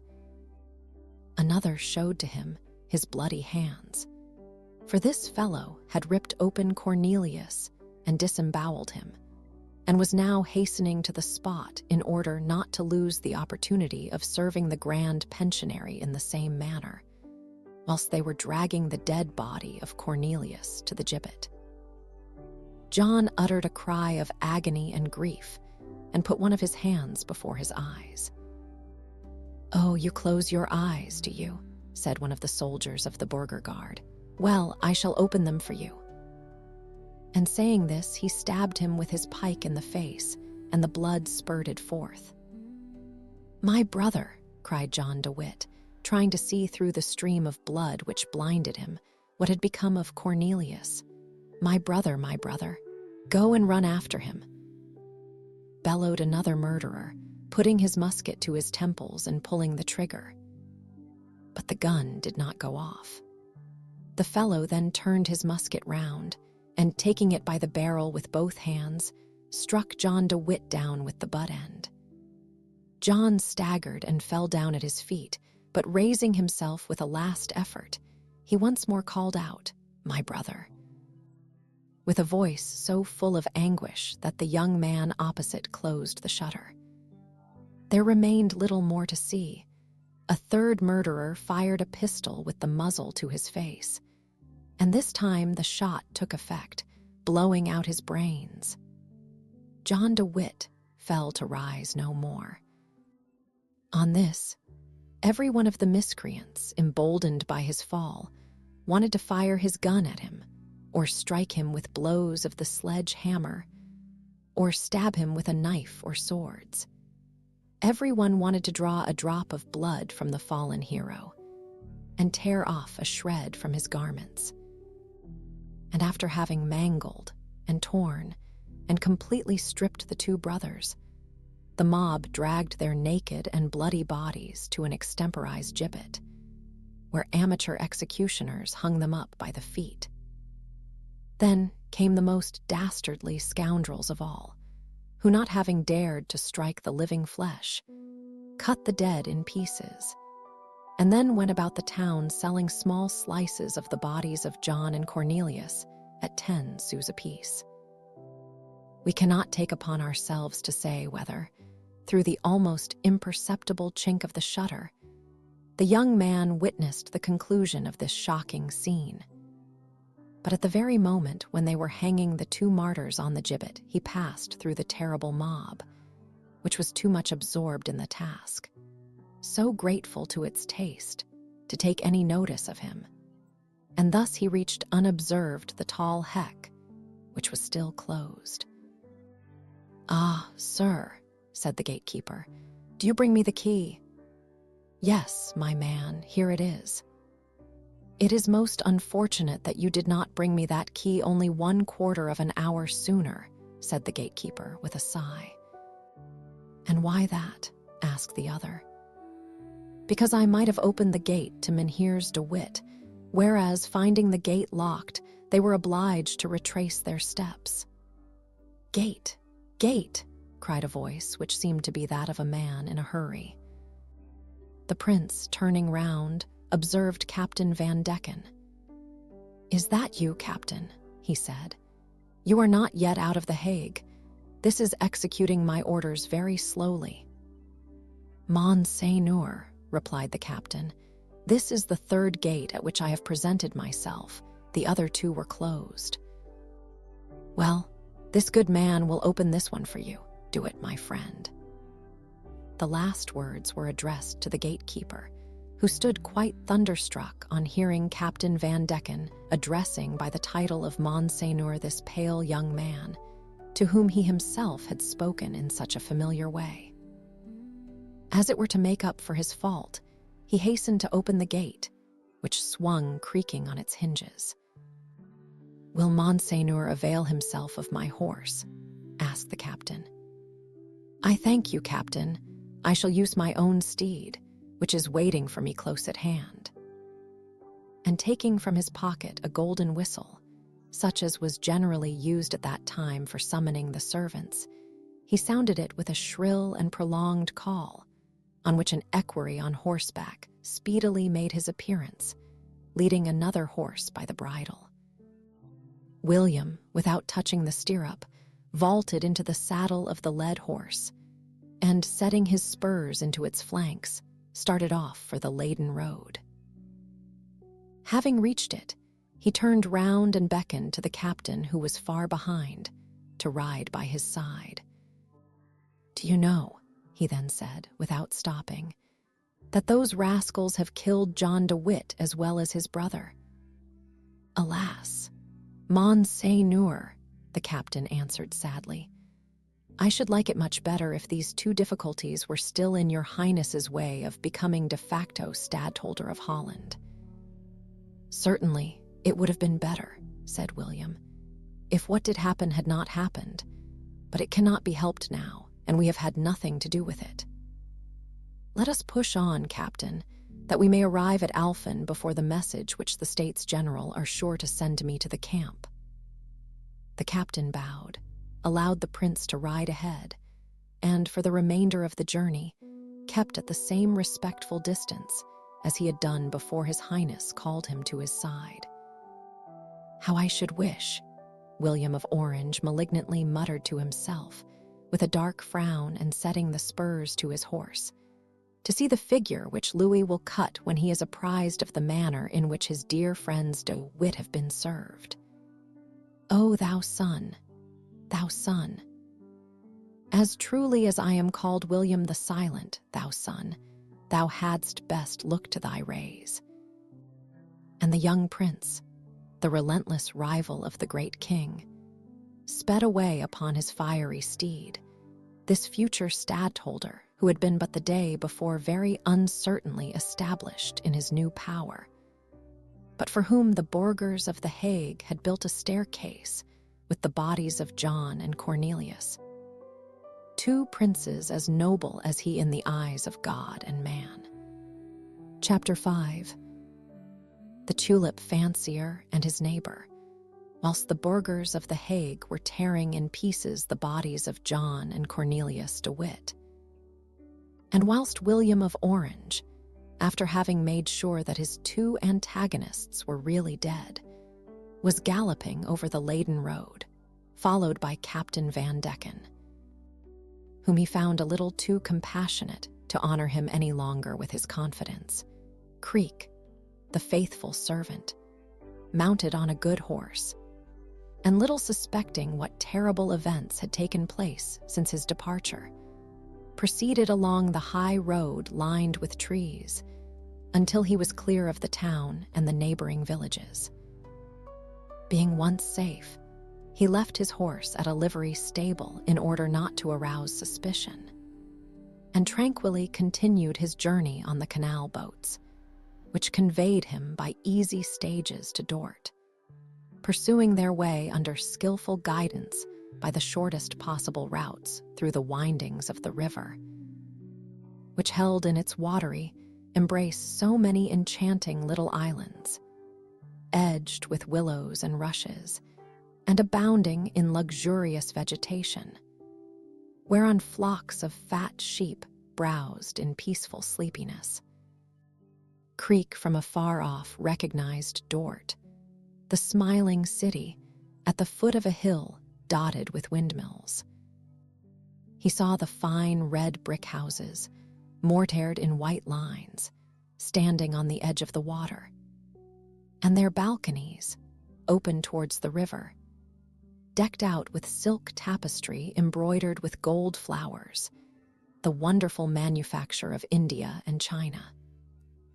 And near these brilliant stuffs, large lines set to catch the voracious eels, which are attracted towards the houses by the garbage thrown every day from the kitchens into the river.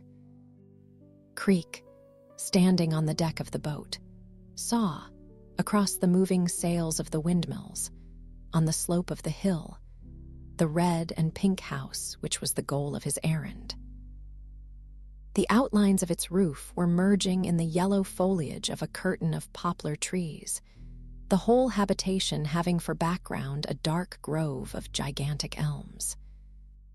The mansion was situated in such a way that the sun, falling on it as into a funnel, dried up, warmed, and fertilized the mist which the verdant screen could not prevent the river wind from carrying there every morning and evening. Having disembarked unobserved amid the usual bustle of the city, Creek at once directed his steps towards the house which we have just described, and which white, trim, and tidy, even more cleanly scoured and more carefully waxed in the hidden corners than in the places which were exposed to view, enclosed a truly happy mortal. This happy mortal, rara avis, was Dr. Van Barrel, the godson of Cornelius de Witt. He had inhabited the same house ever since his childhood, for it was the house in which his father and grandfather, old established princely merchants of the princely city of Dort, were born. Mynheer Van Barrel the father had amassed in the Indian trade 300,000 or 400,000 guilders, which Mynheer Van Barrel the son, at the death of his dear and worthy parents, found still quite new, although one set of them bore the date of coinage of 1640, and the other that of 1610, a fact which proved that they were guilders of Van Barrel the father and of Van Barrel the grandfather. But we will inform the reader at once that these 300,000 or 400,000 guilders were only the pocket money, or sort of purse, for Cornelius Van Barrel, the hero of this story, as his landed property in the province yielded him an income of about 10,000 guilders a year. When the worthy citizen, the father of Cornelius, passed from time into eternity, 3 months after having buried his wife, who seemed to have departed first to smooth for him the path of death as she had smoothed for him the path of life, he said to his son, as he embraced him for the last time, "Eat, drink, and spend your money, if you wish to know what life really is. For as to toiling from morn to evening on a wooden stool, or a leathern chair in a counting house or a laboratory, that certainly is not living. Your time to die will also come. And if you are not then so fortunate as to have a son, you will let my name grow extinct, and my guilders, which no one has ever fingered but my father, myself, and the coiner, will have the surprise of passing to an unknown master. And least of all, imitate the example of your godfather, Cornelius de Witt, who has plunged into politics, the most ungrateful of all careers, and who will certainly come to an untimely end." Having given utterance to this paternal advice, the worthy Mynheer Van Barrel died, to the intense grief of his son Cornelius, who cared very little for the guilders and very much for his father. Cornelius then remained alone in his large house. In vain, his godfather offered to him a place in the public service. In vain did he try to give him a taste for glory.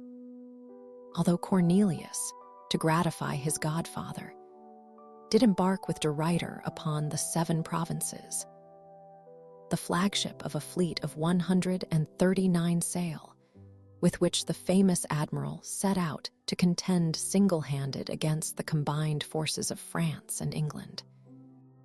When, guided by the pilot Ledger, he had come within musket shot of the prince, with the Duke of York, the English king's brother, aboard, upon which de Ruyter, his mentor, made so sharp and well directed an attack that the Duke, perceiving that his vessel would soon have to strike, made the best of his way aboard the St. Michael.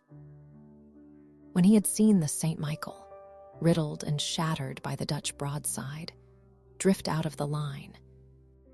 When he had witnessed the sinking of the Earl of Sandwich and the death by fire or drowning of 400 sailors. When he realized that the result of all this destruction after 20 ships had been blown to pieces, 3,000 men killed and 5,000 injured, was that nothing was decided, that both sides claimed the victory, that the fighting would soon begin again, and that just one more name, that of Southwold Bay, had been added to the list of battles. When he had estimated how much time is lost simply in shutting his eyes and ears by a man who likes to use his reflective powers, even while his fellow creatures are cannonading one another. Cornelius bade farewell to De Ruyter, to the Ruart de Pulten, and to Glory, kissed the knees of the grand pensionary, for whom he entertained the deepest veneration, and retired to his house at Dort, rich in his well-earned repose, his 28 years.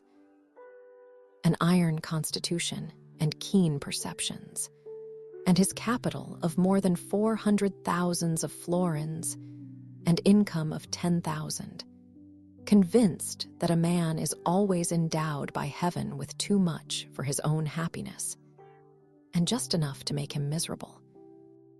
Consequently, and to indulge his own idea of happiness, Cornelius began to be interested in the study of plants and insects, collected and classified the flora of all the Dutch islands, arranged the whole entomology of the province, on which he wrote a treatise, with plates drawn by his own hands. And at last, being at a loss what to do with his time, and especially with his money, which went on accumulating at a most alarming rate, he took it into his head to select for himself, from all the follies of his country and of his age, one of the most elegant and expensive. He became a tulip fancier. It was the time when the Dutch and the Portuguese, rivaling each other in this branch of horticulture, had begun to worship that flower, and to make more of a cult of it than ever naturalists dared to make of the human race for fear of arousing the jealousy of God. Soon people from Dort to Mons began to talk of Mynheer van Barrel's tulips, and his beds, pits, drying rooms, and drawers of bulbs were visited, as the galleries and libraries of Alexandria were by illustrious Roman travelers. Van Barrel began by expending his yearly revenue in laying the groundwork of his collection, after which he broke in upon his new gilders to bring it to perfection.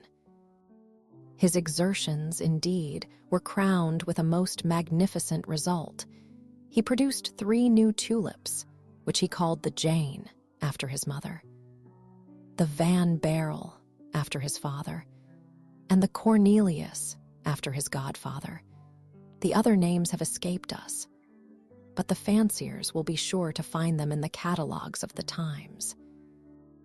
In the beginning of the year 1672, Cornelius de Witt came to Dort for 3 months to live at his old family mansion. For not only was he born in that city, but his family had been resident there for centuries. Cornelius, at that period, as William of Orange said, began to enjoy the most perfect unpopularity. To his fellow citizens, the good burghers of Dort, however, he did not appear in the light of a criminal who deserved to be hung. It is true, they did not particularly like his somewhat austere republicanism, but they were proud of his valor, and when he made his entrance into their town, the cup of honor was offered to him, readily enough, in the name of the city. After having thanked his fellow citizens, Cornelius proceeded to his old paternal house and gave directions for some repairs, which he wished to have executed before the arrival of his wife and children. And thence he wended his way to the house of his godson, who perhaps was the only person in Dort, as yet unacquainted with the presence of Cornelius in the town. In the same degree as Cornelius de Witt had excited the hatred of the people by sowing those evil seeds which are called political passions, Van Baerle had gained the affections of his fellow citizens by completely shunning the pursuit of politics, absorbed as he was in the peaceful pursuit of cultivating tulips. Van Baerle was truly beloved by his servants and laborers, nor had he any conception that there was in this world a man who wished ill to another. And yet it must be said, to the disgrace of mankind, that Cornelius Van Baerle, without being aware of the fact, had a much more ferocious, fierce, and implacable enemy than the Grand Pensionary, and his brother had among the Orange party, who were most hostile to the devoted brothers, who had never been sundered by the least misunderstanding during their lives, and by their mutual devotion in the face of death, made sure the existence of their brotherly affection beyond the grave.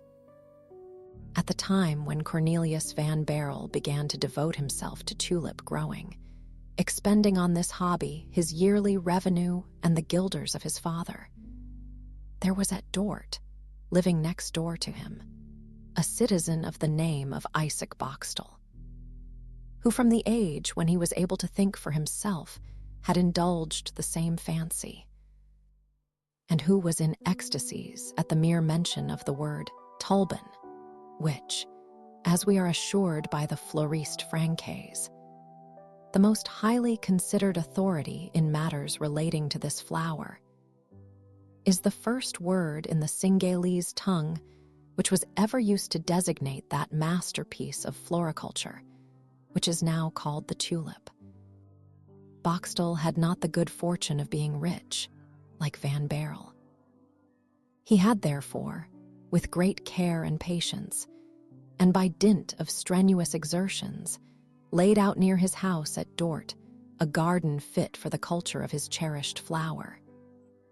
He had mixed the soil according to the most approved prescriptions, and given to his hotbeds just as much heat and fresh air as the strictest rules of horticulture exact. Isaac knew the temperature of his frames to the 20th part of a degree. He knew the strength of the current of air, and tempered it so as to adapt it to the wave of the stems of his flowers. His productions also began to meet with the favor of the public. They were beautiful, nay, distinguished. Several fanciers had come to see Boxtel's tulips. At last, he had even started amongst all the Linnaeuses and Tourneforts a tulip which bore his name, and which, after having traveled all through France, had found its way into Spain and penetrated as far as Portugal. And the king, Don Alfonso IV, who, being expelled from Lisbon, had retired to the island of Terceira, where he amused himself, not like the great Conde, with watering his carnations, but with growing tulips, had, on seeing the Boxtel tulip, exclaimed, "Not so bad by any means." All at once, Cornelius Van Baerle, who, after all his learned pursuits, had been seized with the tulipomania, made some changes in his house at Dort, which, as we have stated, was next door to that of Boxtel. He raised a certain building in his courtyard by a story, which, shutting out the sun, took half a degree of warmth from Boxtel's garden, and, on the other hand, added half a degree of cold in winter, not to mention that it cut the wind and disturbed all the horticultural calculations and arrangements of his neighbor. After all, this mishap appeared to Boxtel of no great consequence. Van Baerle was but a painter, a sort of fool who tried to reproduce and disfigure on canvas the wonders of nature. The painter, he thought, had raised his studio by a story to get better light, and thus far he had only been in the right. Mynheer Van Baerle was a painter, As Mynheer Boxtel was a tulip grower, he wanted somewhat more sun for his paintings, and he took half a degree from his neighbor's tulips. The law was for Van Baerle, and Boxtel had to abide by it. Besides, Isaac had made the discovery that too much sun was injurious to tulips, and that this flower grew quicker and had a better coloring, with the temperate warmth of morning than with the powerful heat of the midday sun. He therefore felt almost grateful to Cornelius Van Baerle for having given him a screen gratis. Maybe this was not quite in accordance with the true state of things in general, and of Isaac Boxtel's feelings in particular. It is certainly astonishing what rich comfort great minds, in the midst of momentous catastrophes, will derive from the consolations of philosophy. But alas, what was the agony of the unfortunate Boxtel on seeing the windows of the new story set out with bulbs and seedlings of tulips for the border, and tulips in pots, in short, with everything pertaining to the pursuits of a tulip monomaniac. There were bundles of labels, cupboards, and drawers with compartments, and wire guards for the cupboards, to allow free access to the air whilst keeping out slugs, mice, dormice, and rats, all of them very curious fanciers of tulips at 2,000 francs a bulb. Boxtel was quite amazed when he saw all this apparatus, but he was not as yet aware of the full extent of his misfortune. Van Baerle was known to be fond of everything that pleases the eye.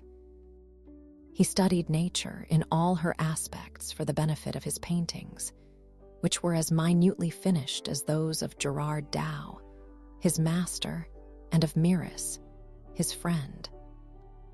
Was it not possible that, having to paint the interior of a tulip grower's, he had collected in his new studio all the accessories of decoration? Yet, although thus consoling himself with illusory suppositions, Boxtel was not able to resist the burning curiosity which was devouring him.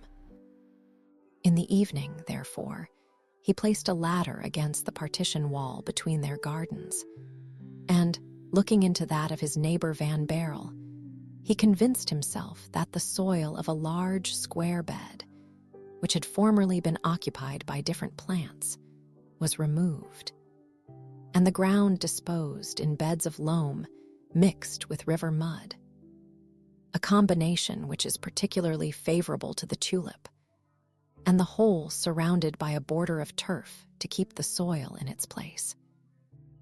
Besides this, sufficient shade to temper the noonday heat, aspect south-southwest, water in abundant supply and at hand, in short, every requirement to ensure not only success, but also progress.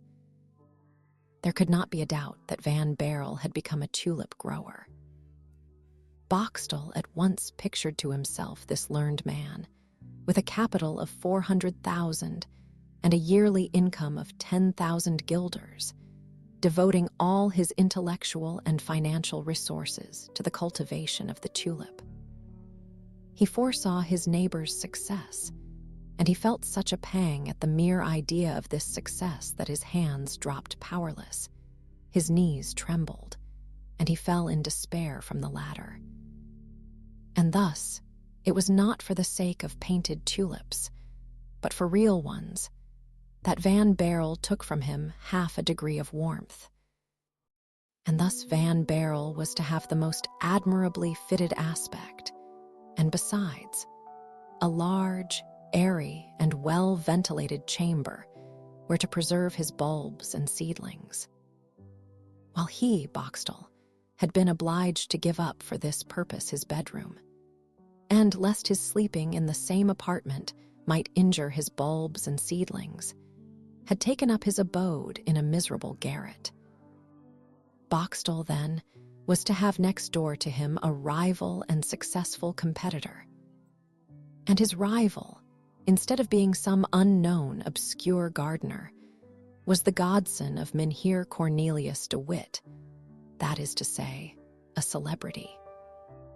Boxtel, as the reader may see, was not possessed of the spirit of Porus, who, on being conquered by Alexander, consoled himself with the celebrity of his conqueror. And now, if Van Baerle produced a new tulip and named it the John de Witt, after having named one the Cornelius, it was indeed enough to choke one with rage. Thus Boxtel, with jealous foreboding, became the prophet of his own misfortune. And, after having made this melancholy discovery, he passed the most wretched night imaginable. Chapter 6. The hatred of a tulip fancier. From that moment, Boxtel's interest in tulips was no longer a stimulus to his exertions, but a deadening anxiety. Henceforth, all his thoughts ran only upon the injury which his neighbor would cause him, and thus his favorite occupation was changed into a constant source of misery to him.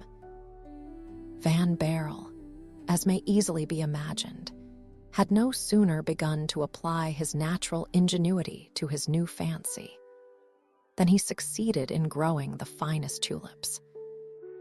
Indeed, he knew better than anyone else at Haarlem or Leyden, the two towns which boast the best soil and the most congenial climate, how to vary the colors, to modify the shape, and to produce new species. He belonged to that natural, humorous school who took for their motto in the 17th century the aphorism uttered by one of their number in 1653. To despise flowers is to offend God. From that premise, the school of tulip fanciers, the most exclusive of all schools, worked out the following syllogism in the same year: to despise flowers is to offend God. The more beautiful the flower is, the more does one offend God in despising it. The tulip is the most beautiful of all flowers. Therefore, he who despises the tulip offends God beyond measure. By reasoning of this kind, it can be seen that the 4,000 or 5,000 tulip growers of Holland, France, and Portugal, leaving out those of Ceylon and China and the Indies, might, if so disposed, put the whole world under the ban, and condemn as schismatics and heretics, and deserving of death the several hundred millions of mankind whose hopes of salvation were not centered upon the tulip.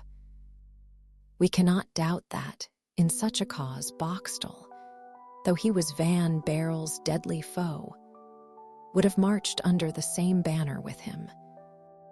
Mynheer Van Baerle and his tulips, therefore, were in the mouth of everybody. So much so that Boxtel's name disappeared forever from the list of the notable tulip growers in Holland, and those of Dort were now represented by Cornelius Van Baerle, the modest and inoffensive savant.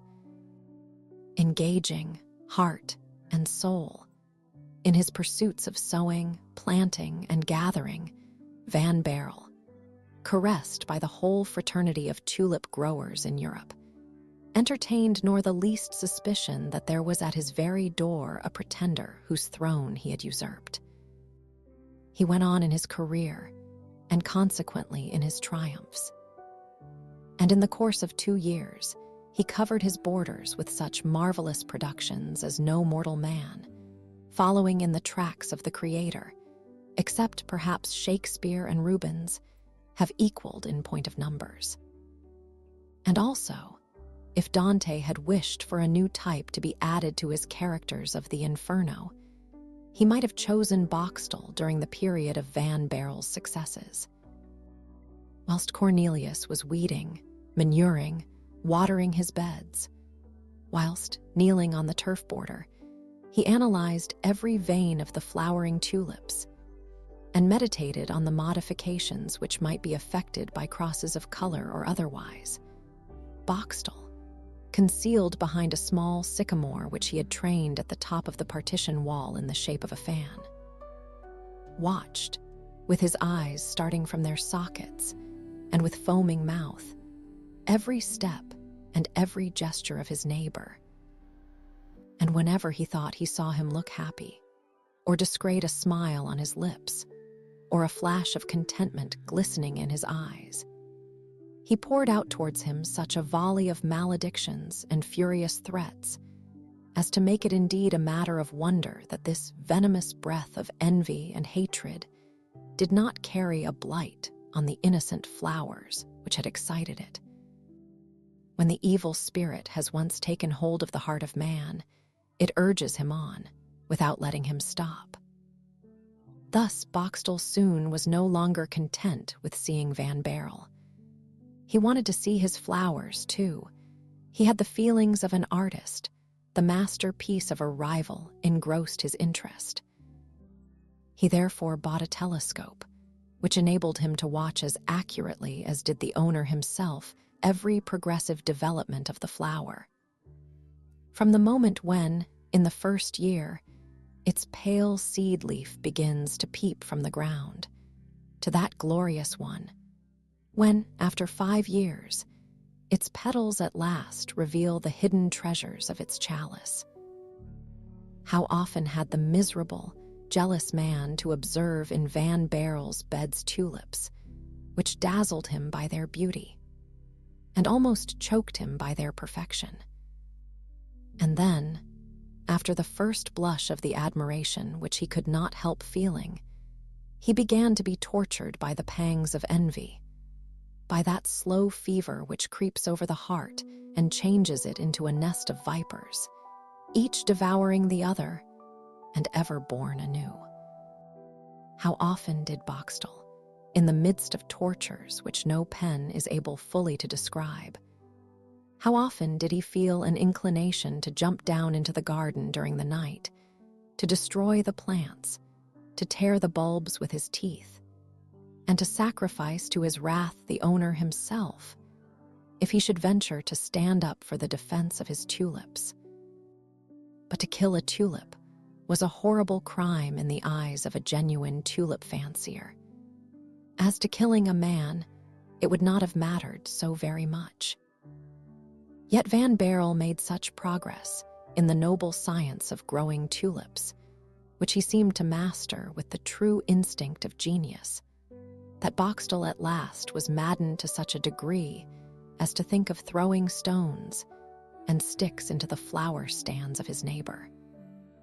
But remembering that he would be sure to be found out, and that he would not only be punished by law, but also dishonored forever in the face of all the tulip growers of Europe, he had recourse to stratagem, and to gratify his hatred, tried to devise a plan by means of which he might gain his ends without being compromised himself. He considered a long time, and at last his meditations were crowned with success.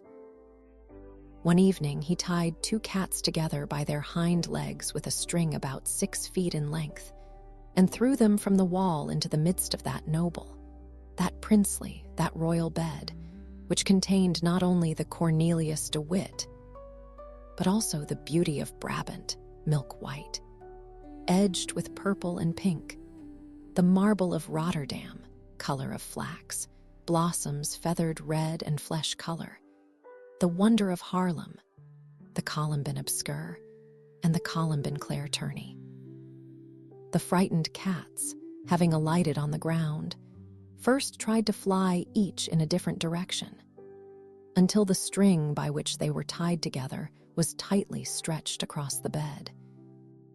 Then, however, feeling that they were not able to get off, they began to pull to and fro, and to wheel about with hideous caterwaulings, mowing down with their string the flowers among which they were struggling, until, after a furious strife of about 1/4 of an hour, the string broke and the combatants vanished.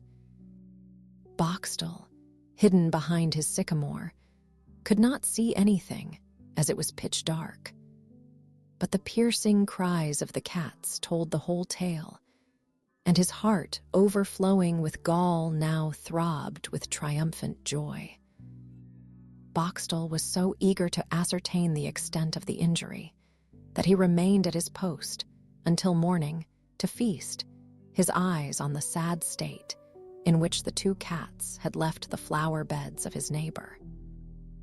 The mists of the morning chilled his frame, but he did not feel the cold, the hope of revenge keeping his blood at fever heat.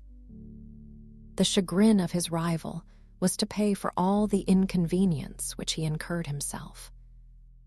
At the earliest dawn, the door of the White House opened, and Van Baerle made his appearance, approaching the flower beds with the smile of a man who has passed the night comfortably in his bed and has had happy dreams.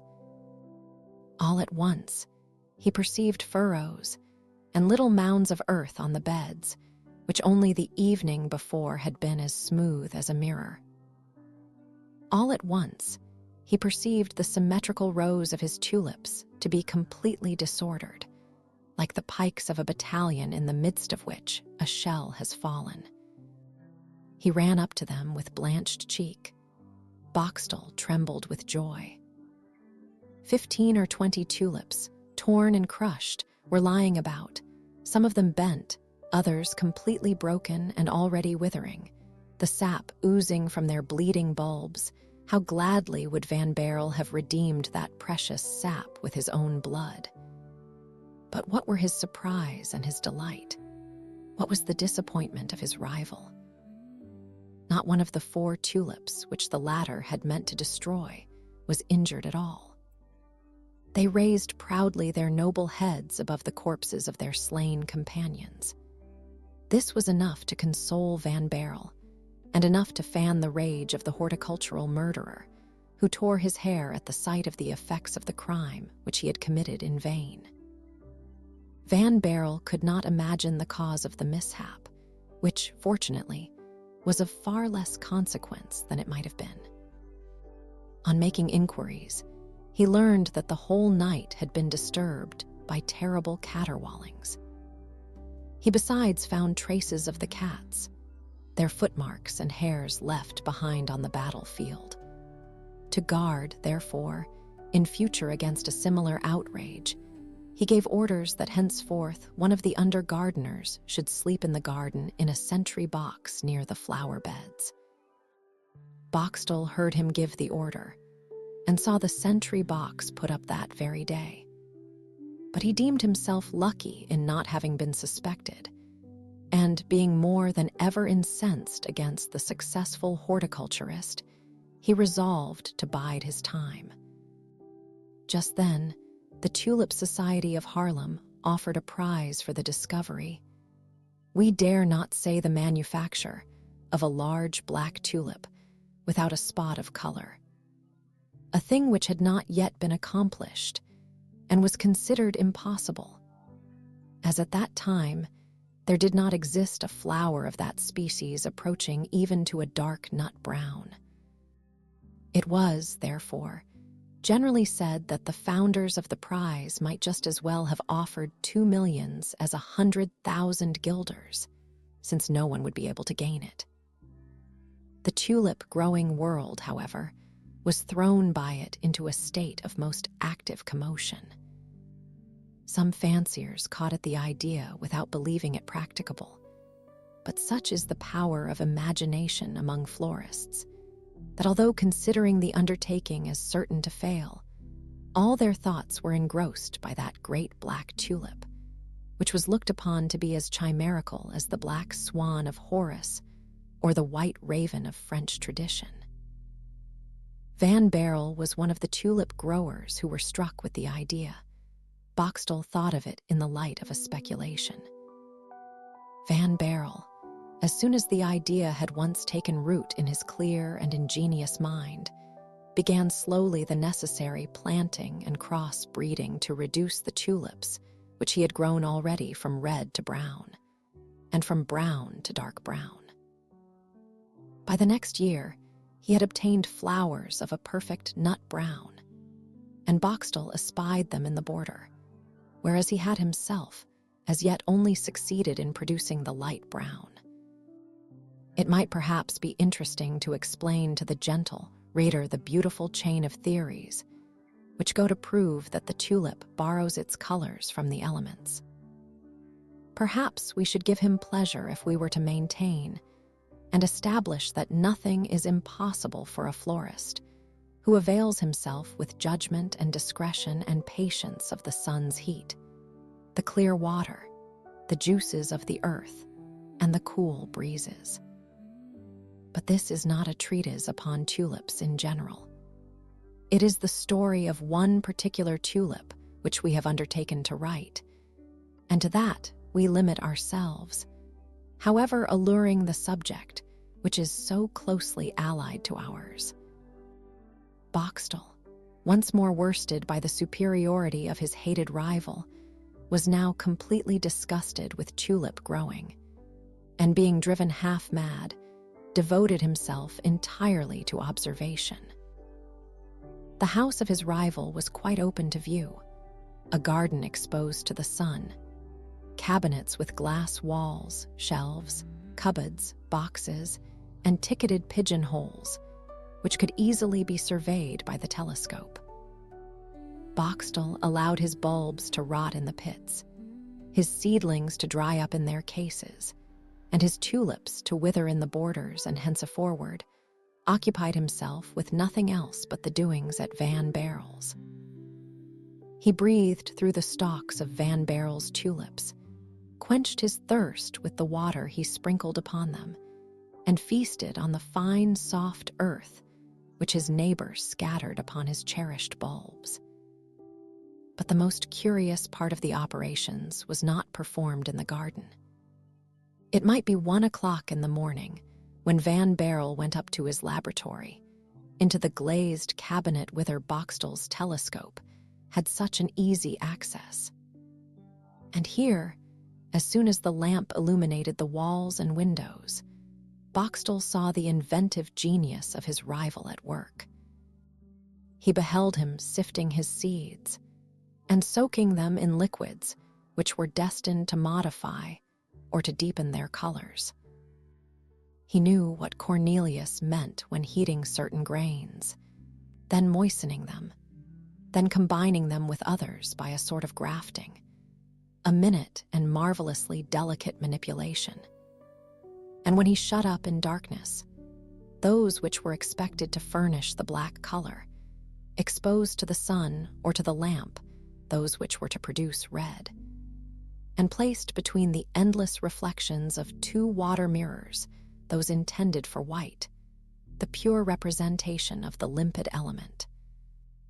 This innocent magic, the fruit at the same time of childlike musings and of manly genius, this patient, untiring labor, of which Boxtel knew himself to be incapable, made him, gnawed as he was with envy, center all his life, all his thoughts, and all his hopes in his telescope.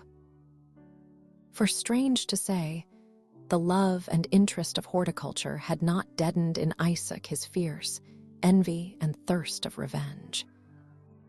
Sometimes, whilst covering Van Barrel with his telescope, he deluded himself into a belief that he was leveling a never-failing musket at him. And then he would seek with his finger for the trigger to fire the shot, which was to have killed his neighbor. But it is time that we should connect with this epoch of the operations of the one and the espionage of the other, the visit which Cornelius de Witt came to pay to his native town. Chapter 7. The happy man makes acquaintance with misfortune. Cornelius de Witt, after having attended to his family affairs, reached the house of his godson, Cornelius Van Barrel, one evening in the month of January, 1672. De Witt, although being very little of a horticulturist or of an artist, went over the whole mansion, from the studio to the greenhouse, inspecting everything from the pictures down to the tulips.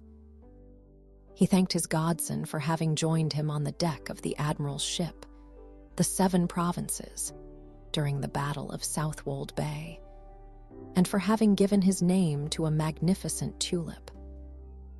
And whilst he thus, with the kindness and affability of a father to a son, visited Van Barrel's treasures, the crowd gathered with curiosity and even respect before the door of the happy man. All this hubbub excited the attention of Boxtel, who was just taking his meal by his fireside. He inquired what it meant, and on being informed of the cause of all this stir, climbed up to his post of observation, where in spite of the cold, he took his stand, with the telescope to his eye. This telescope had not been of great service to him since the autumn of 1671. The tulips, like true daughters of the East, averse to cold, do not abide in the open ground in winter. They need the shelter of the house, the soft bed on the shelves, and the congenial warmth of the stove. Van Baerle, therefore, passed the whole winter in his laboratory, in the midst of his books and pictures. He went only rarely to the room where he kept his bulbs, unless it were to allow some occasional rays of the sun to enter, by opening one of the movable sashes of the glass front. On the evening of which we are speaking, after the two Corneliuses had visited together all the apartments of the house, whilst a train of domestics followed their steps, De Witt said in a low voice to Van Baerle, "My dear son, send these people away, and let us be alone for some minutes." The younger Cornelius, bowing assent, said aloud, "Would you now, sir, please to see my dry room?" The dry room, this pantheon, this sanctum sanctorum of the tulip fancier, was as Delphi of old, interdicted to the profane, uninitiated.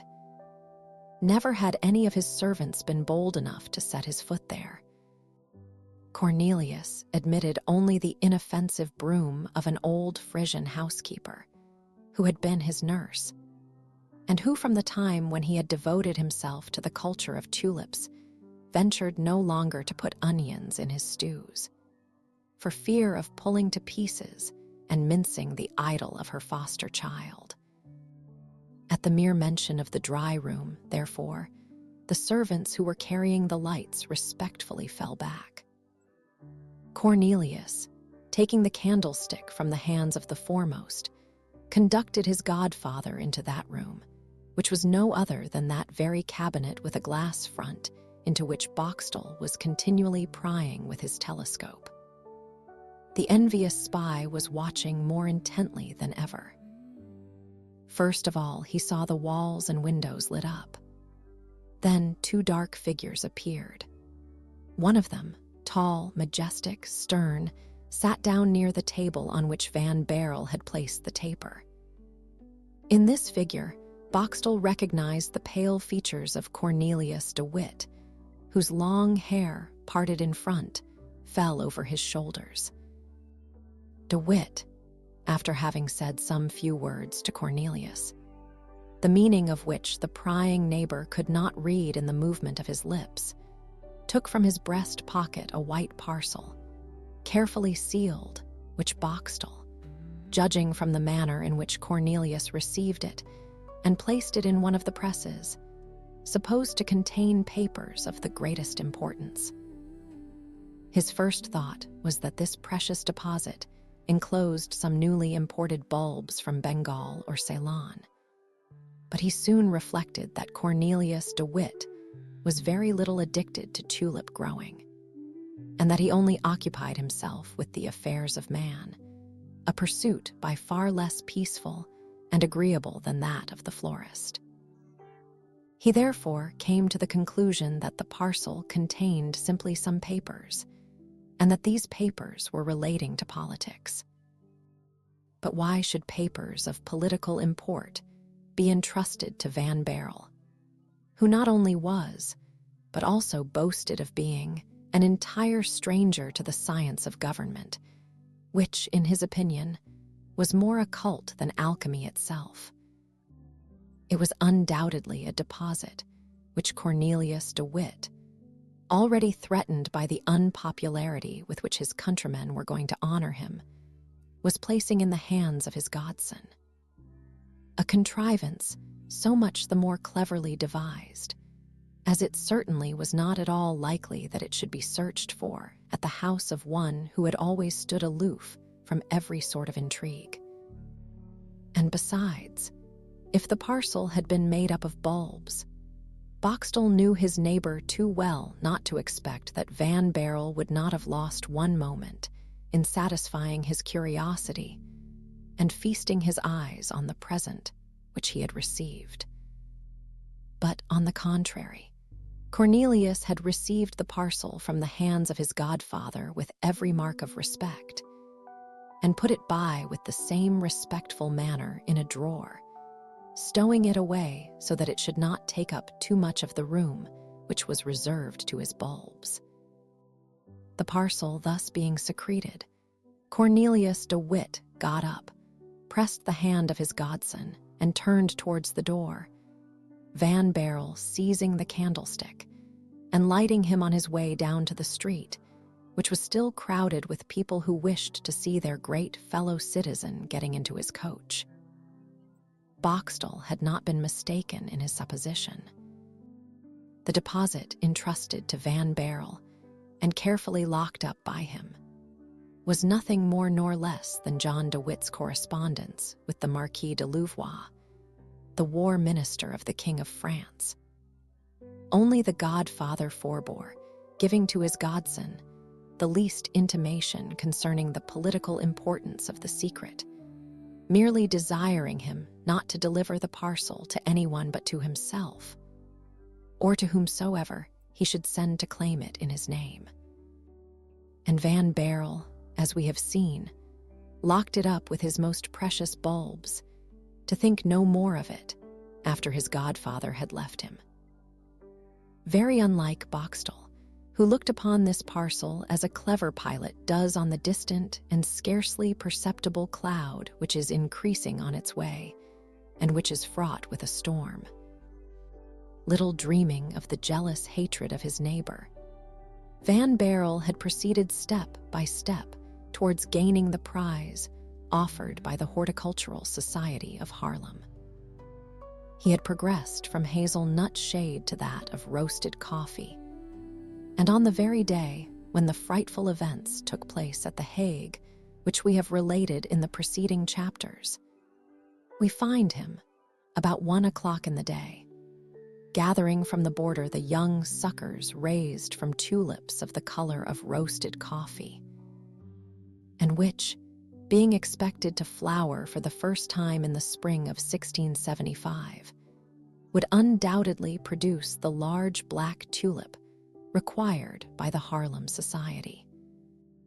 On the 20th of August, 1672, at 1 o'clock, Cornelius was therefore in his dry room, with his feet resting on the foot-bar of the table and his elbows on the cover, looking with intense delight on 3 suckers, which he had just detached from the mother bulb, pure, perfect, and entire, and from which was to grow that wonderful produce of horticulture, which would render the name of Cornelius Van Baerle forever illustrious.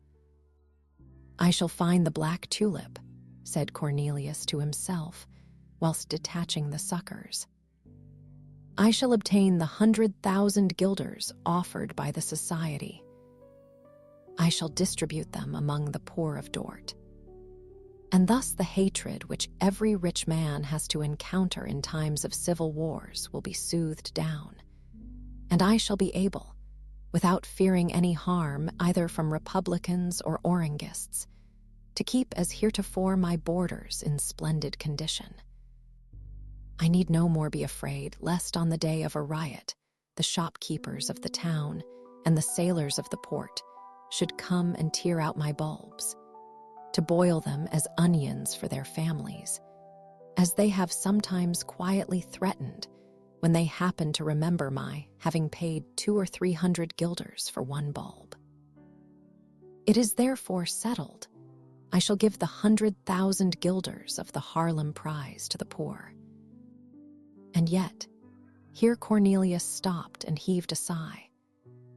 "And yet," he continued, "it would have been so very delightful to spend the 100,000 guilders on the enlargement of my tulip bed, or even on a journey to the east, the country of beautiful flowers. But alas, these are no thoughts for the present times, when muskets, standards, proclamations, and beating of drums are the order of the day. Van Barrel raised his eyes to heaven and sighed again. Then turning his glance towards his bulbs, objects of much greater importance to him than all those muskets, standards, drums, and proclamations, which he conceived only to be fit to disturb the minds of honest people.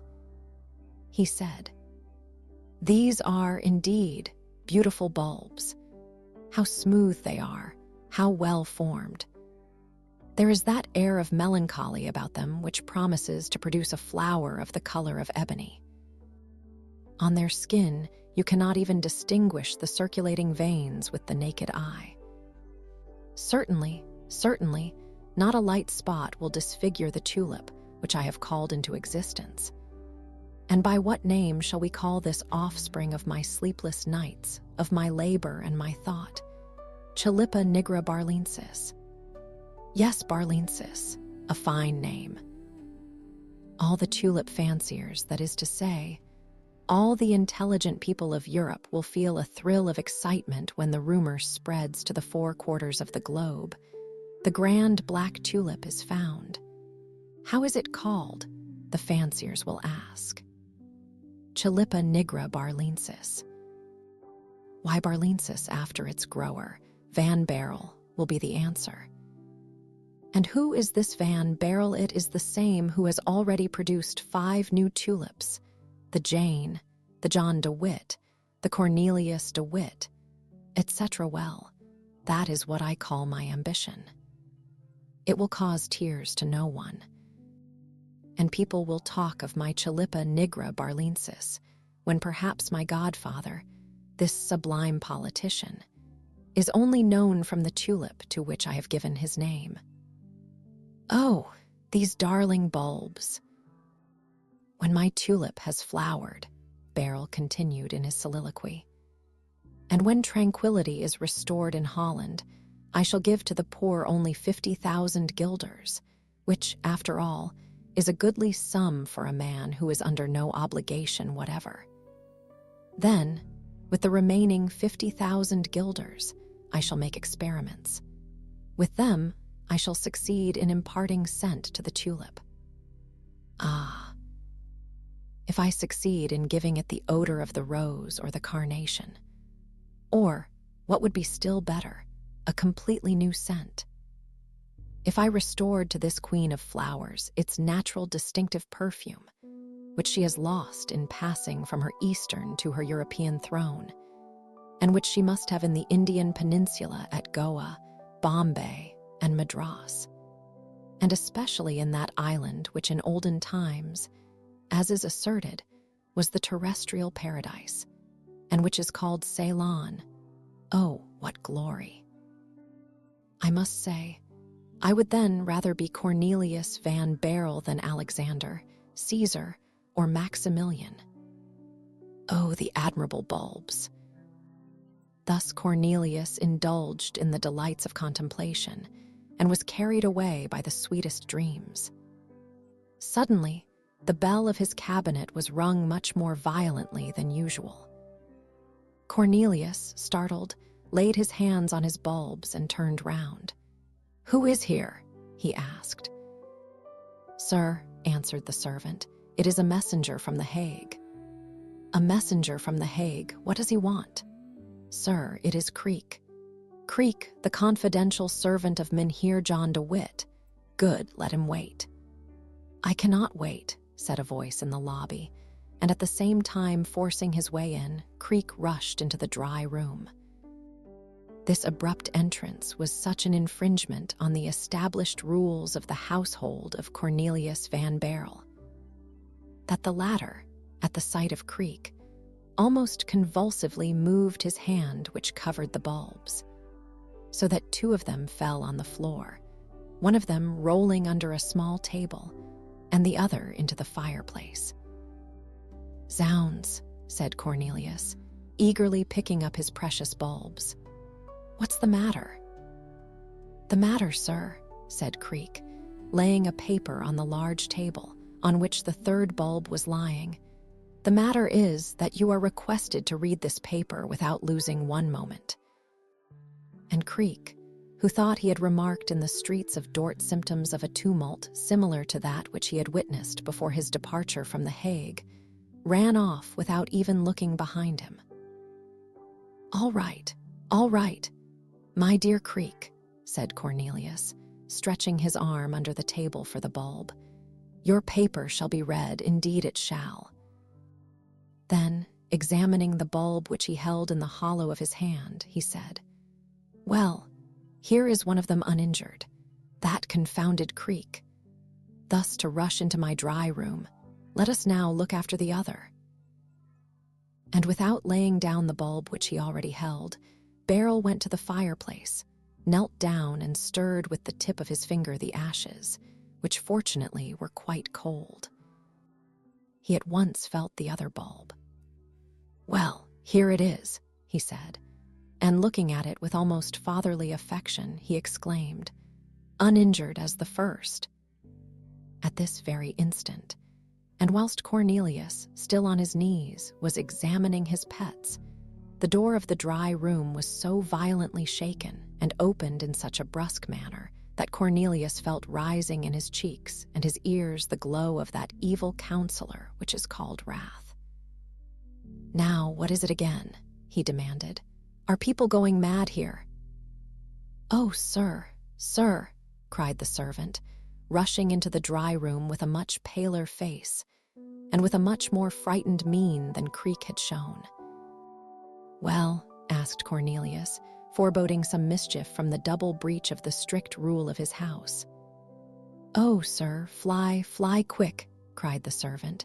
"Fly, and what for? Sir, the house is full of the guards of the States.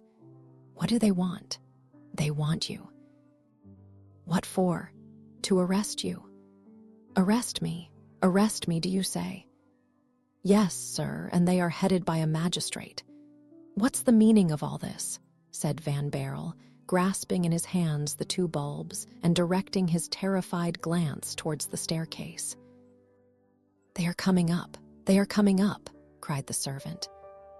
"Oh, my dear child, my worthy master," cried the old housekeeper, who now likewise made her appearance in the dry room. "Take your gold, your jewelry, and fly."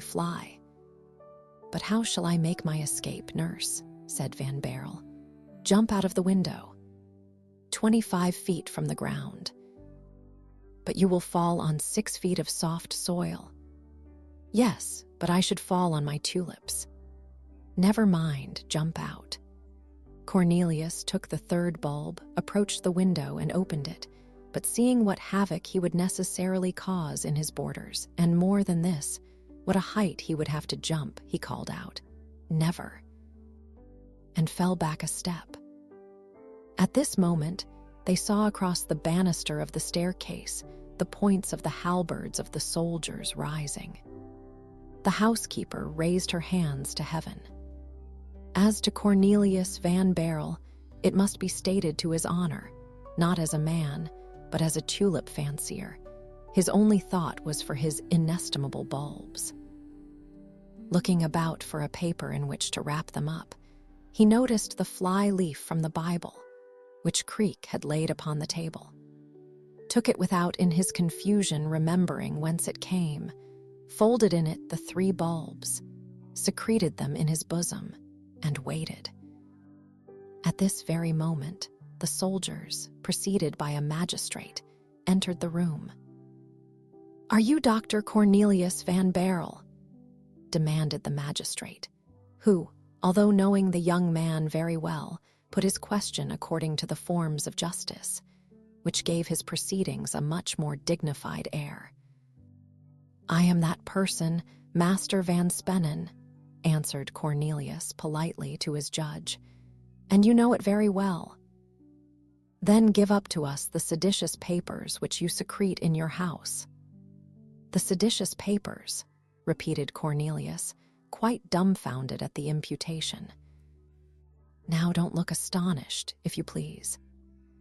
I vow to you, Master Van Spennen, Cornelius replied that I am completely at a loss to understand what you want. Then I shall put you in the way, doctor, said the judge. Give up to us the papers which the traitor Cornelius de Witt deposited with you in the month of January last. A sudden light came into the mind of Cornelius. Halloa, said Van Spennen, you begin now to remember, don't you? Indeed I do, but you spoke of seditious papers, and I have none of that sort. You deny it then? Certainly I do. The magistrate turned round and took a rapid survey of the whole cabinet. Where is the apartment you call your dry room? He asked. The very same where you now are, Master Van Spennen. The magistrate cast a glance at a small note at the top of his papers. All right, he said, like a man who is sure of his ground. Then, turning round towards Cornelius, he continued, Will you give up those papers to me? But I cannot. Master Van Spennen, those papers do not belong to me. They have been deposited with me as a trust, and a trust is sacred. Dr. Cornelius, said the judge, in the name of the states, I order you to open this drawer and to give up to me the papers which it contains. Saying this, the judge pointed with his finger to the third drawer of the press, near the fireplace. In this very drawer, indeed, the papers deposited by the warden of the dikes with his godson were lying, a proof that the police had received very exact information. Ah, you will not, said Van Spennen, when he saw Cornelius standing immovable and bewildered. Then I shall open the drawer myself. And pulling out the drawer to its full length, the magistrate at first alighted on about 20 bulbs, carefully arranged and ticketed, and then on the paper parcel, which had remained in exactly the same state as it was when delivered by the unfortunate Cornelius de Witt to his godson. The magistrate broke the seals, tore off the envelope, cast an eager glance on the first leaves which met his eye, and then exclaimed in a terrible voice, Well, justice has been rightly informed after all. How? Said Cornelius. How is this? Don't pretend to be ignorant, Mynheer Van Barrel, answered the magistrate. Follow me. How's that? Follow you? Cried the doctor. Yes, sir, for in the name of the states I arrest you. Arrests were not as yet made in the name of William of Orange. He had not been stadtholder long enough for that. Arrest me, cried Cornelius. But what have I done? That's no affair of mine, doctor. You will explain all that before your judges. Where? At The Hague. Cornelius, in mute stupefaction, embraced his old nurse, who was in a swoon, shook hands with his servants, who were bathed in tears, and followed the magistrate, who put him in a coach as a prisoner of state and had him driven at full gallop to The Hague. Chapter 8. An invasion. The incident just related was, as the reader has guessed before this, the diabolical work of Mynheer Isaac Boxtel. It will be remembered that, with the help of his telescope, not even the least detail of the private meeting between Cornelius de Witt and Van Barrel had escaped him. He had, indeed, heard nothing, but he had seen everything, and had rightly concluded that the papers entrusted by the warden to the doctor must have been of great importance. As he saw Van Barrel so carefully secreting the parcel in the drawer where he used to keep his most precious bulbs. The upshot of all this was that when Boxtel, who watched the course of political events much more attentively than his neighbor Cornelius was used to do, heard the news of the brothers de Witt being arrested on a charge of high treason against the states, he thought within his heart that very likely he needed only to say one word, and the godson would be arrested as well as the godfather. Yet, full of happiness, as was Boxtel's heart at the chance, he at first shrank with horror from the idea of informing against a man whom this information might lead to the scaffold. But there is this terrible thing in evil thoughts, that evil minds soon grow familiar with them.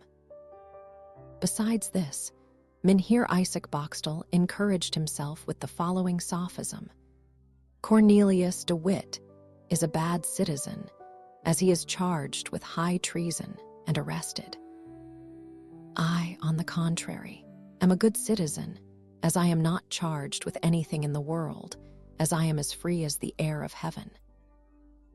If, therefore, Cornelius de Witt is a bad citizen, of which there can be no doubt, as he is charged with high treason and arrested, his accomplice, Cornelius van Baerle, is no less a bad citizen than himself. And as I am a good citizen, and as it is the duty of every good citizen to inform against the bad ones, it is my duty to inform against Cornelius van Baerle. Specious as this mode of reasoning might sound, it would not perhaps have taken so complete a hold of Boxtel, nor would he perhaps have yielded to the mere desire of vengeance which was gnawing at his heart, had not the demon of envy been joined with that of cupidity. Boxtel was quite aware of the progress which Van Baerle had made towards producing the grand Black Tulip. Dr. Cornelius, notwithstanding all his modesty, had not been able to hide from his most intimate friends that he was all but certain to win, in the year of grace, 1673, the prize of 100,000 guilders offered by the Horticultural Society of Haarlem. It was just this certainty of Cornelius van Baerle that caused the fever which raged in the heart of Isaac Boxtel. If Cornelius should be arrested, there would necessarily be a great upset in his house, and during the night after his arrest, no one would think of keeping watch over the tulips in his garden.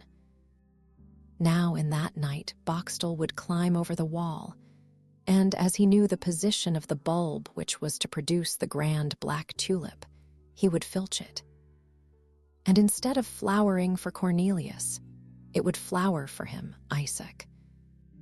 He also, instead of Van Baerle, would have the prize of 100,000 guilders, not to speak of the sublime honor of calling the new flower Tulipa Nigra Boxtelensis, a result which would satisfy not only his vengeance, but also his cupidity and his ambition. Awake, he thought of nothing but the grand Black Tulip. Asleep, he dreamed of it. At last, on the 19th of August, about 2 o'clock in the afternoon, the temptation grew so strong that Mynheer Isaac was no longer able to resist it. Accordingly, he wrote an anonymous information, the minute exactness of which made up for its want of authenticity, and posted his letter. Never did a venomous paper, slipped into the jaws of the bronze lions at Venice, produce a more prompt and terrible effect. On the same evening, the letter reached the principal magistrate, who without a moment's delay convoked his colleagues early for the next morning.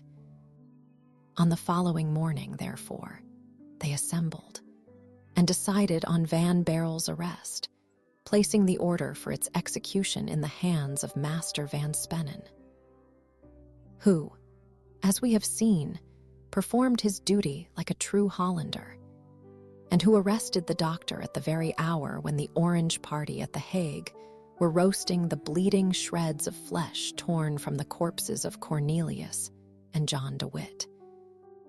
But, whether from a feeling of shame or from craven weakness, Isaac Boxtel did not venture that day to point his telescope either at the garden, or at the laboratory, or at the dry room. He knew too well what was about to happen in the house of the poor doctor to feel any desire to look into it. He did not even get up when his only servant, who envied the lot of the servants of Cornelius just as bitterly as Boxtel did that of their master, entered his bedroom. He said to the man, "I shall not get up today, I am ill."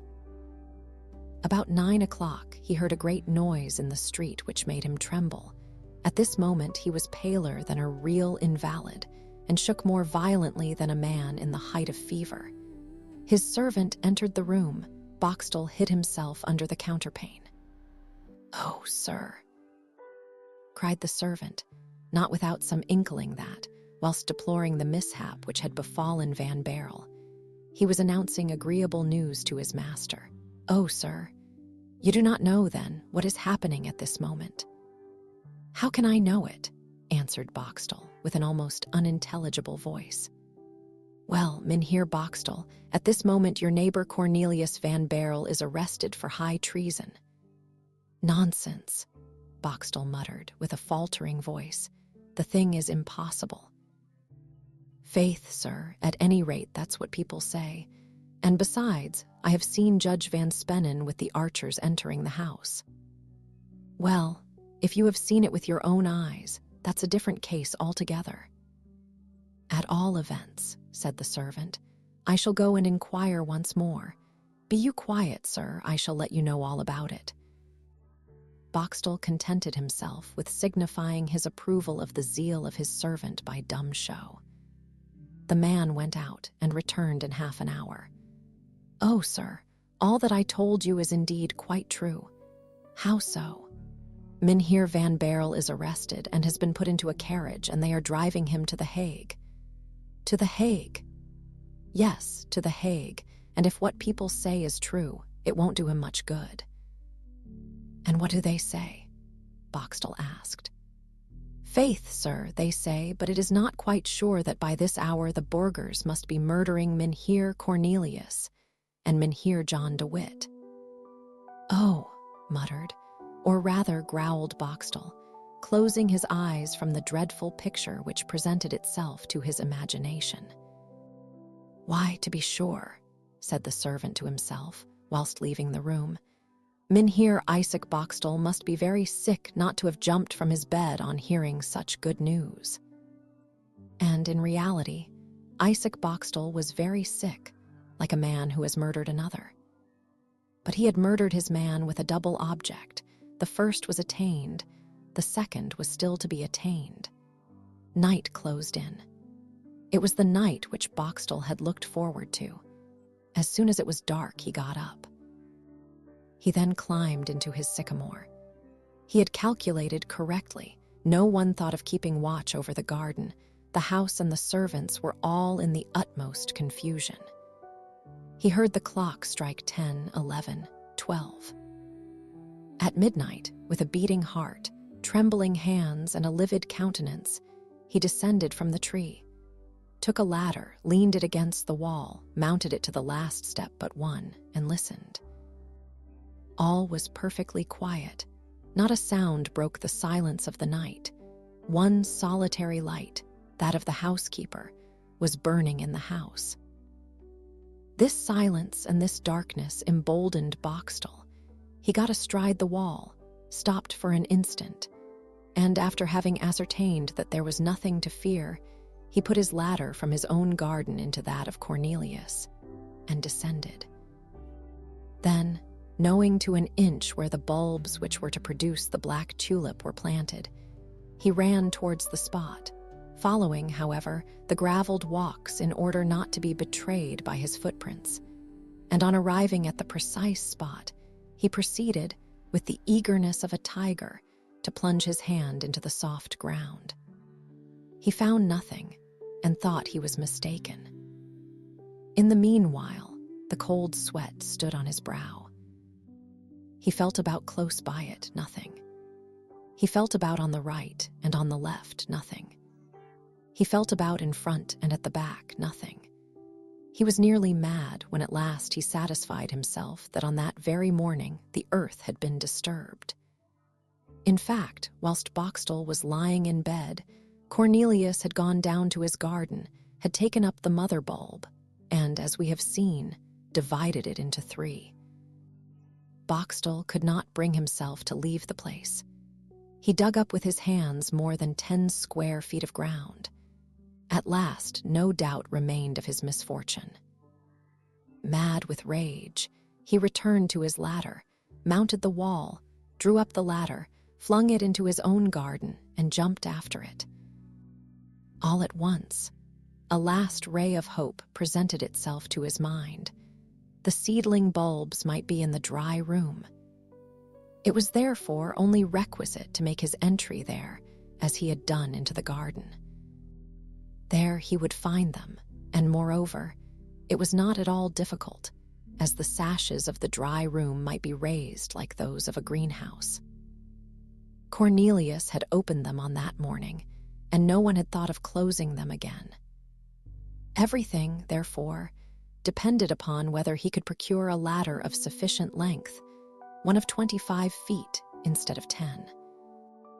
Boxtel had noticed in the street where he lived a house which was being repaired, and against which a very tall ladder was placed. This ladder would do admirably, unless the workmen had taken it away. He ran to the house. The ladder was there. Boxtel took it, carried it with great exertion to his garden, and with even greater difficulty raised it against the wall of Van Barrel's house, where it just reached to the window. Boxtel put a lighted, dark lantern into his pocket, mounted the ladder, and slipped into the dry room. On reaching this sanctuary of the florist, he stopped, supporting himself against the table. His legs failed him. His heart beat as if it would choke him. Here it was even worse than in the garden. There Boxtel was only a trespasser. Here he was a thief. However, he took courage again. He had not gone so far to turn back with empty hands. But in vain did he search the whole room, open and shut all the drawers, even that privileged one where the parcel which had been so fatal to Cornelius had been deposited. He found ticketed, as in a botanical garden, the Jane, the John DeWitt, the hazelnut, and the roasted coffee-colored tulip. But of the black tulip, or rather the seedling bulbs within which it was still sleeping, not a trace was found. And yet, on looking over the register of seeds and bulbs, which Van Barrel kept in duplicate, if possible even with greater exactitude and care than the first commercial houses of Amsterdam their ledgers, Boxtel read these lines. Today, 20th of August, 1672, I have taken up the mother bulb of the grand black tulip, which I have divided into 3 perfect suckers. Oh, these bulbs, howled Boxtel, turning over everything in the dry room. Where could he have concealed them? Then, suddenly striking his forehead in his frenzy, he called out, "O wretch that I am! O thrice fool Boxtel! Would anyone be separated from his bulbs? Would anyone leave them at Dort when one goes to The Hague? Could one lie far from one's bulbs when they enclose the grand black tulip? He had time to get hold of them. The scoundrel, he has them about him. He has taken them to The Hague." It was like a flash of lightning which showed to Boxtel the abyss of a uselessly committed crime. Boxtel sank quite paralyzed on that very table, and on that very spot where, some hours before, the unfortunate Van Barrel had so leisurely, and with such intense delight, contemplated his darling bulbs. "Well then, after all," said the envious Boxtel, raising his livid face from his hands in which it had been buried, "if he has them, he can keep them only as long as he lives." And the rest of this detestable thought was expressed by a hideous smile. "The bulbs are at The Hague," he said. "Therefore, I can no longer live at Dort. Away, then, for them to The Hague." To The Hague. And Boxtel, without taking any notice of the treasures about him, so entirely were his thoughts absorbed by another inestimable treasure, let himself out by the window, glided down the ladder, carried it back to the place whence he had taken it, and, like a beast of prey, returned growling to his house. Chapter 9. The family cell. It was about midnight when poor Van Barrel was locked up in the prison of the Buitenhof. What Rosa foresaw had come to pass. On finding the cell of Cornelius de Witt empty, the wrath of the people ran very high, and had Griffiths fallen into the hands of those madmen, he would certainly have had to pay with his life for the prisoner. But this fury had vented itself most fully on the two brothers when they were overtaken by the murderers. Thanks to the precaution which William, the man of precautions, had taken in having the gates of the city closed. A momentary lull had therefore set in whilst the prison was empty, and Rosa availed herself of this favorable moment to come forth from her hiding place, which she also induced her father to leave. The prison was therefore completely deserted. Why should people remain in the jail whilst murder was going on at the Tall Heck? Griffiths came forth, trembling behind the courageous Rosa. They went to close the great gate, at least as well as it would close, considering that it was half demolished. It was easy to see that a hurricane of mighty fury had vented itself upon it. About 4 o'clock, a return of the noise was heard, but of no threatening character to Griffiths and his daughter. The people were only dragging in the 2 corpses, which they came back to gibbet at the usual place of execution. Rosa hid herself this time also, but only that she might not see the ghastly spectacle. At midnight, people again knocked at the gate of the jail, or rather at the barricade which served in its stead. It was Cornelius Van Barrel whom they were bringing. When the jailer received this new inmate and saw from the warrant the name and station of his prisoner, he muttered with his turnkey smile, "Godson of Cornelius de Witt. Well, young man, we have the family cell here, and we will give it to you." And quite enchanted with his joke, the ferocious Orangeman took his cresset and his keys to conduct Cornelius to the cell, which on that very morning Cornelius de Witt had left to go into exile, or what in revolutionary times is meant instead by those sublime philosophers who lay it down as an axiom of high policy. It is the dead only who do not return. On the way which the despairing florist had to traverse to reach that cell, he heard nothing but the barking of a dog, and saw nothing but the face of a young girl. The dog rushed forth from a niche in the wall, shaking his heavy chain, and sniffing all round Cornelius in order so much the better to recognize him in case he should be ordered to pounce upon him. The young girl, whilst the prisoner was mounting the staircase, appeared at the narrow door of her chamber, which opened on that very flight of steps. And holding the lamp in her right hand, she at the same time lit up her pretty blooming face, surrounded by a profusion of rich, wavy golden locks, whilst with her left she held her white night dress closely over her breast, having been roused from her first slumber by the unexpected arrival of Van Barrel. It would have made a fine picture, worthy of Rembrandt, the gloomy winding stairs illuminated by the reddish glare of the cresset of Griffiths, with his scowling jailer's countenance at the top, the melancholy figure of Cornelius bending over the banister to look down upon the sweet face of Rosa, standing, as it were, in the bright frame of the door of her chamber, with embarrassed mien at being thus seen by a stranger. And at the bottom, quite in the shade, where the details are absorbed in the obscurity, the mastiff, with his eyes glistening like carbuncles, and shaking his chain, on which the double light from the lamp of Rosa and the lantern of Griffiths threw a brilliant glitter. The sublime master would, however, have been altogether unable to render the sorrow expressed in the face of Rosa, when she saw this pale, handsome young man slowly climbing the stairs, and thought of the full import of the words which her father had just spoken. "You will have the family cell." This vision lasted but a moment, much less time than we have taken to describe it.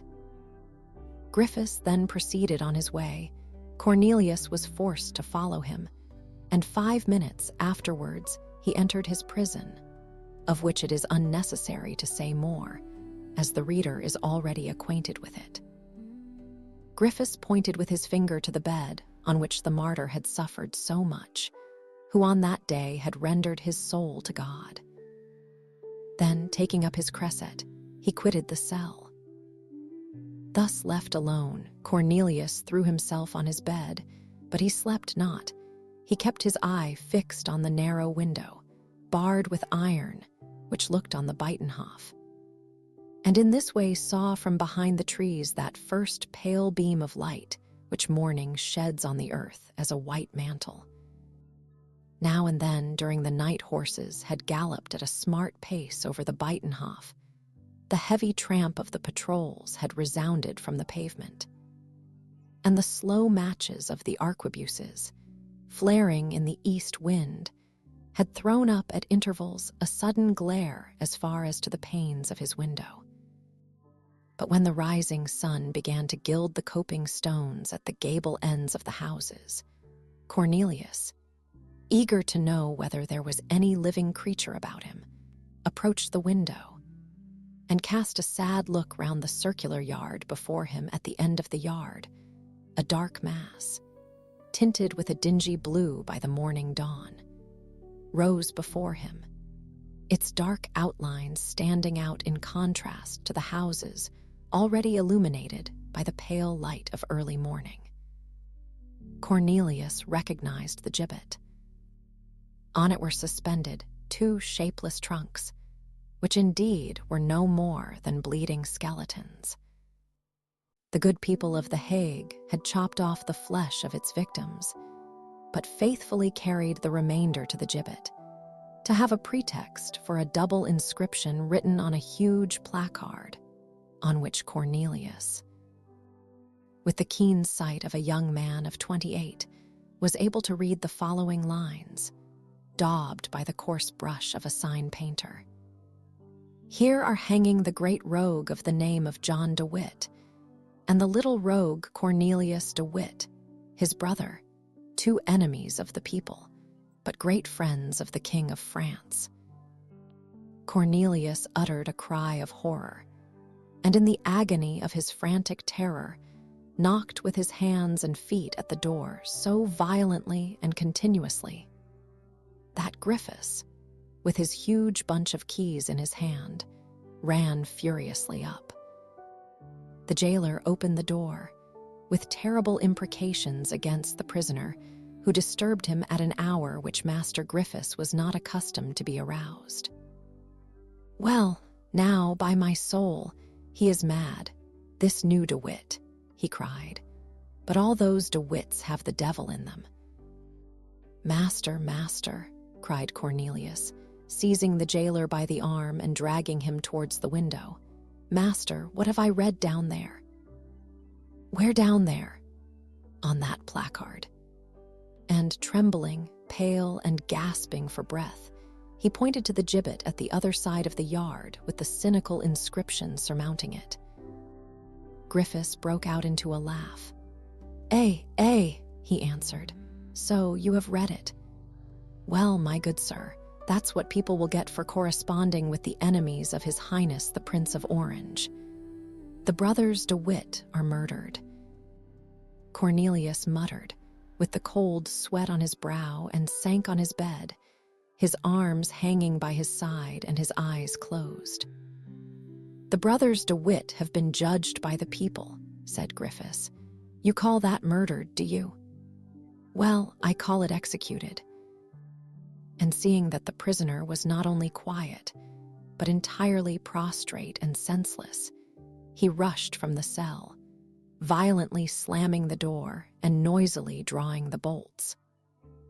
Recovering his consciousness, Cornelius found himself alone and recognized the room where he was, the family cell, as Griffiths had called it, as the fatal passage leading to ignominious death. And as he was a philosopher, and more than that, as he was a Christian, he began to pray for the soul of his godfather, then for that of the Grand Pensionary. and at last submitted with resignation to all the sufferings which God might ordain for him. Then turning again to the concerns of earth, and having satisfied himself that he was alone in his dungeon, he drew from his breast the 3 bulbs of the black tulip and concealed them behind a block of stone, on which the traditional water jug of the prison was standing in the darkest corner of his cell. Useless labor of so many years. Such sweet hopes crushed, his discovery was after all to lead to naught, just as his own career was to be cut short. Here, in his prison, there was not a trace of vegetation, not an atom of soil, not a ray of sunshine. At this thought, Cornelius fell into a gloomy despair from which he was only aroused by an extraordinary circumstance. What was this circumstance? We shall inform the reader in our next chapter. Chapter 10. The jailer's daughter, on the same evening Griffiths, as he brought the prisoner his mess, slipped on the damp flags whilst opening the door of the cell and fell, in the attempt to steady himself, on his hand. But as it was turned the wrong way, he broke his arm just above the wrist. Cornelius rushed forward towards the jailer, but Griffiths, who was not yet aware of the serious nature of his injury, called out to him, "It is nothing, don't you stir." He then tried to support himself on his arm, but the bone gave way. Then only he felt the pain and uttered a cry. When he became aware that his arm was broken, this man, so harsh to others, fell swooning on the threshold, where he remained motionless and cold, as if dead. During all this time, the door of the cell stood open, and Cornelius found himself almost free. But the thought never entered his mind of profiting by this accident. He had seen from the manner in which the arm was bent, and from the noise it made in bending, that the bone was fractured, and that the patient must be in great pain. And now he thought of nothing else but of administering relief to the sufferer. However little benevolent the man had shown himself during their short interview. At the noise of Griffiths's fall, and at the cry which escaped him, a hasty step was heard on the staircase, and immediately after a lovely apparition presented itself to the eyes of Cornelius. It was the beautiful young Frisian, who, seeing her father stretched on the ground, and the prisoner bending over him, uttered a faint cry, as in the first fright she thought Griffiths, whose brutality she well knew, had fallen in consequence of a struggle between him and the prisoner. Cornelius understood what was passing in the mind of the girl at the very moment when the suspicion arose in her heart. But one moment told her the true state of the case, and, ashamed of her first thoughts, she cast her beautiful eyes, wet with tears, on the young man and said to him, "I beg your pardon and thank you, sir, the first for what I have thought, and the second for what you are doing." Cornelius blushed and said, "I am but doing my duty as a Christian in helping my neighbor." "Yes, and affording him your help this evening, you have forgotten the abuse which he heaped on you this morning. Oh, sir, this is more than humanity. This is indeed Christian charity." Cornelius cast his eyes on the beautiful girl, quite astonished to hear from the mouth of one so humble such a noble and feeling speech, but he had no time to express his surprise. Griffiths recovered from his swoon, opened his eyes, and as his brutality was returning with his senses, he growled, "That's it. A fellow is in a hurry to bring to a prisoner his supper and falls and breaks his arm and is left lying on the ground." "Hush, my father," said Rosa. "You are unjust to this gentleman whom I found endeavoring to give you his aid." "His aid?" Griffiths replied with a doubtful air. "It is quite true, master. I am quite ready to help you still more." "You," said Griffiths, "are you a medical man? It was formerly my profession. And so you would be able to set my arm perfectly. And what would you need to do it? Let us hear. 2 splinters of wood and some linen for a bandage. Do you hear, Rosa? Said Griffiths. The prisoner is going to set my arm. That's a saving. Come, assist me to get up. I feel as heavy as lead. Rosa lent the sufferer her shoulder. He put his unhurt arm around her neck, and making an effort, got on his legs, whilst Cornelius, to save him a walk, pushed a chair towards him. Griffiths sat down, then, turning towards his daughter, he said, Well, didn't you hear? Go and fetch what is wanted. Rosa went down, and immediately after returned with 2 staves of a small barrel and a large roll of linen bandage.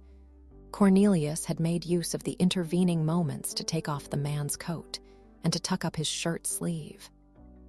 Is this what you require, sir? Asked Rosa. Yes, mademoiselle, answered Cornelius, looking at the things she had brought. Yes, that's right. Now push this table whilst I support the arm of your father. Rosa pushed the table.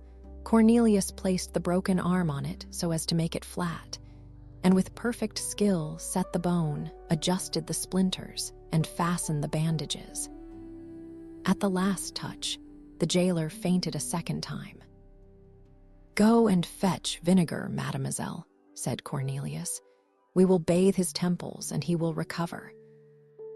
But instead of acting up to the doctor's prescription, Rosa, after having satisfied herself that her father was still unconscious, approached Cornelius and said, Service for service, sir. What do you mean, my pretty child? Said Cornelius. I mean to say, sir, that the judge who is to examine you tomorrow has inquired today for the room in which you are confined. And, on being told that you are occupying the cell of Mynheer Cornelius de Witt, laughed in a very strange and very disagreeable manner, which makes me fear that no good awaits you. But, asked Cornelius, what harm can they do to me? Look at that gibbet. But I am not guilty, said Cornelius. Were they guilty whom you see down there gibbeted, mangled, and torn to pieces? That's true, said Cornelius gravely. And besides, continued Rosa, the people want to find you guilty. But whether innocent or guilty, your trial begins tomorrow, and the day after you will be condemned. Matters are settled very quickly in these times. Well, and what do you conclude from all this? I conclude that I am alone, that I am weak, that my father is lying in a swoon, that the dog is muzzled, and that consequently there is nothing to prevent your making your escape. Fly, then, that's what I mean. What do you say? I say that I was not able to save Mynheer Cornelius or Mynheer John de Witt, and that I should like to save you. Only be quick. There, my father is regaining his breath. 1 minute more, and he will open his eyes, and it will be too late. Do you hesitate? In fact, Cornelius stood immovable, looking at Rosa, yet looking at her as if he did not hear her. Don't you understand me? Said the young girl with some impatience. Yes, I do, said Cornelius, but, I will not, they would accuse you. Never mind, said Rosa, blushing, never mind that. You are very good, my dear child, replied Cornelius, but I stay. You stay, oh sir, oh sir. Don't you understand that you will be condemned to death, executed on the scaffold, perhaps assassinated and torn to pieces, just like Mynheer John and Mynheer Cornelius? For heaven's sake, don't think of me, but fly from this place, take care. It bears ill luck to the De Witts. Halloa, cried the jailer, recovering his senses. Who is talking of those rogues, those wretches, those villains, the De Witts? Don't be angry, my good man, said Cornelius, with his good-tempered smile. The worst thing for a fracture is excitement, by which the blood is heated. Thereupon, he said in an undertone to Rosa, my child, I am innocent, and I shall await my trial with tranquility and an easy mind. Hush, said Rosa. Why hush? My father must not suppose that we have been talking to each other. What harm would that do? What harm? He would never allow me to come here anymore, said Rosa. Cornelius received this innocent confidence with a smile. He felt as if a ray of good fortune were shining on his path. Now, then, what are you chattering there together about? Said Griffiths, rising and supporting his right arm with his left. Nothing, said Rosa. The doctor is explaining to me what diet you are to keep. Diet for me. Well, my fine girl, I shall put you on diet too. On what diet, my father? Never to go to the cells of the prisoners, and if ever you should happen to go, to leave them as soon as possible. Come off with me, lead the way, and be quick. Rosa and Cornelius exchanged glances. That of Rosa tried to express, "There, you see." That of Cornelius said, "Let it be as the Lord wills." Chapter 11. Cornelius Van Barrel's will. Rosa had not been mistaken.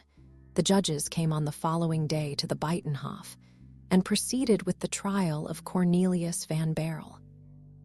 The examination, however, did not last long, it having appeared on evidence that Cornelius had kept at his house that fatal correspondence of the brothers De Witt with France. He did not deny it. The only point about which there seemed any difficulty was whether this correspondence had been entrusted to him by his godfather, Cornelius De Witt. But as, since the death of those two martyrs, Van Barrel had no longer any reason for withholding the truth, he not only did not deny that the parcel had been delivered to him by Cornelius De Witt himself, but he also stated all the circumstances under which it was done. This confession involved the godson in the crime of the godfather, manifest complicity being considered to exist between Cornelius De Witt and Cornelius Van Barrel. The honest doctor did not confine himself to this avowal, but told the whole truth with regard to his own tastes, habits, and daily life. He described his indifference to politics, his love of study, of the fine arts of science and of flowers. He explained that, since the day when Cornelius De Witt handed to him the parcel at Dort, he himself had never touched, nor even noticed it. To this it was objected that in this respect he could not possibly be speaking the truth, since the papers had been deposited in a press in which both his hands and his eyes must have been engaged every day. Cornelius answered that it was indeed so, that, however, he never put his hand into the press but to ascertain whether his bulbs were dry, and that he never looked into it but to see if they were beginning to sprout. To this again it was objected that his pretended indifference respecting this deposit was not to be reasonably entertained, as he could not have received such papers from the hand of his godfather without being made acquainted with their important character. He replied that his godfather Cornelius loved him too well, and above all, that he was too considerate a man to have communicated to him anything of the contents of the parcel, well knowing that such a confidence would only have caused anxiety to him who received it. To this it was objected that, if De Witt had wished to act in such a way, he would have added to the parcel, in case of accidents, a certificate setting forth that his godson was an entire stranger to the nature of this correspondence. Or at least he would during his trial have written a letter to him, which might be produced as his justification. Cornelius replied that undoubtedly his godfather could not have thought that there was any risk for the safety of his deposit, hidden as it was in a press, which was looked upon as sacred as the tabernacle by the whole household of Van Barrel, and that consequently he had considered the certificate as useless. As to a letter, he certainly had some remembrance that some moments previous to his arrest, whilst he was absorbed in the contemplation of one of the rarest of his bulbs, John DeWitt's servant entered his dry room and handed to him a paper, but the whole was to him only like a vague dream. The servant had disappeared, and as to the paper, perhaps it might be found if a proper search were made. As far as Creek was concerned, it was impossible to find him, as he had left Holland. The paper also was not very likely to be found, and no one gave himself the trouble to look for it. Cornelius himself did not much press this point, since, even supposing that the paper should turn up, it could not have any direct connection with the correspondence which constituted the crime. The judges wished to make it appear as though they wanted to urge Cornelius to make a better defense. They displayed that benevolent patience which is generally a sign of the magistrates being interested for the prisoner, or of a man's having so completely got the better of his adversary that he needs no longer any oppressive means to ruin him. Cornelius did not accept of this hypocritical protection, and in a last answer, which he set forth with the noble bearing of a martyr and the calm serenity of a righteous man, he said, "You ask me things, gentlemen, to which I can answer only the exact truth. Hear it. The parcel was put into my hands in the way I have described. I vow before God that I was, and am still, ignorant of its contents, and that it was not until my arrest that I learned that this deposit was the correspondence of the Grand Pensionary with the Marquis de Louvois. And lastly, I vow and protest that I do not understand how anyone should have known that this parcel was in my house, and above all, how I can be deemed criminal for having received what my illustrious and unfortunate godfather brought to my house." This was Van Baerle's whole defense, after which the judges began to deliberate on the verdict. They considered that every offshoot of civil discord is mischievous, because it revives the contest which it is the interest of all to put down. One of them, who bore the character of a profound observer, laid down as his opinion that this young man, so phlegmatic in appearance, must in reality be very dangerous, as under this icy exterior he was sure to conceal an ardent desire to avenge his friends, the DeWitts.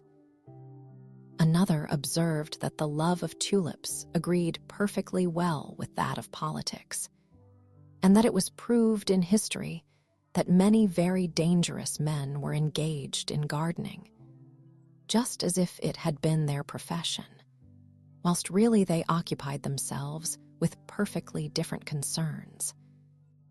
Witness Tarquin the Elder, who grew poppies at Gabii, and the great Condé, who watered his carnations at the dungeon of Vincennes at the very moment when the former meditated his return to Rome, and the latter his escape from prison.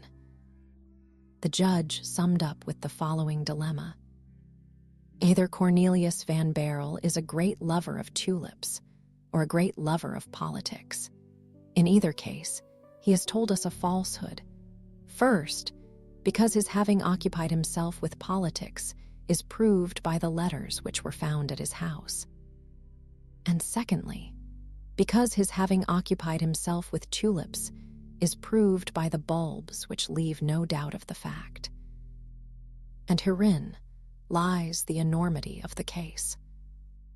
As Cornelius Van Baerle was concerned in the growing of tulips and in the pursuit of politics at one and the same time, the prisoner is of hybrid character, of an amphibious organization, working with equal ardor at politics and at tulips, which proves him to belong to the class of men most dangerous to public tranquility, and shows a certain, or rather a complete, analogy between his character and that of those masterminds of which Tarquin the Elder and the great Condi have been felicitously quoted as examples.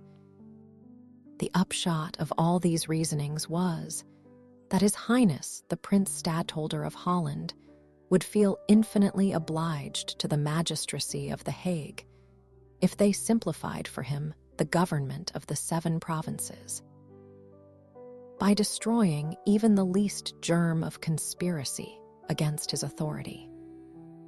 This argument capped all the others, and in order so much the more effectually to destroy the germ of conspiracy, sentence of death was unanimously pronounced against Cornelius van Baerle, as being arraigned and convicted for having, under the innocent appearance of a tulip fancier, participated in the detestable intrigues and abominable plots of the brothers De Witt against Dutch nationality, and in their secret relations with their French enemy.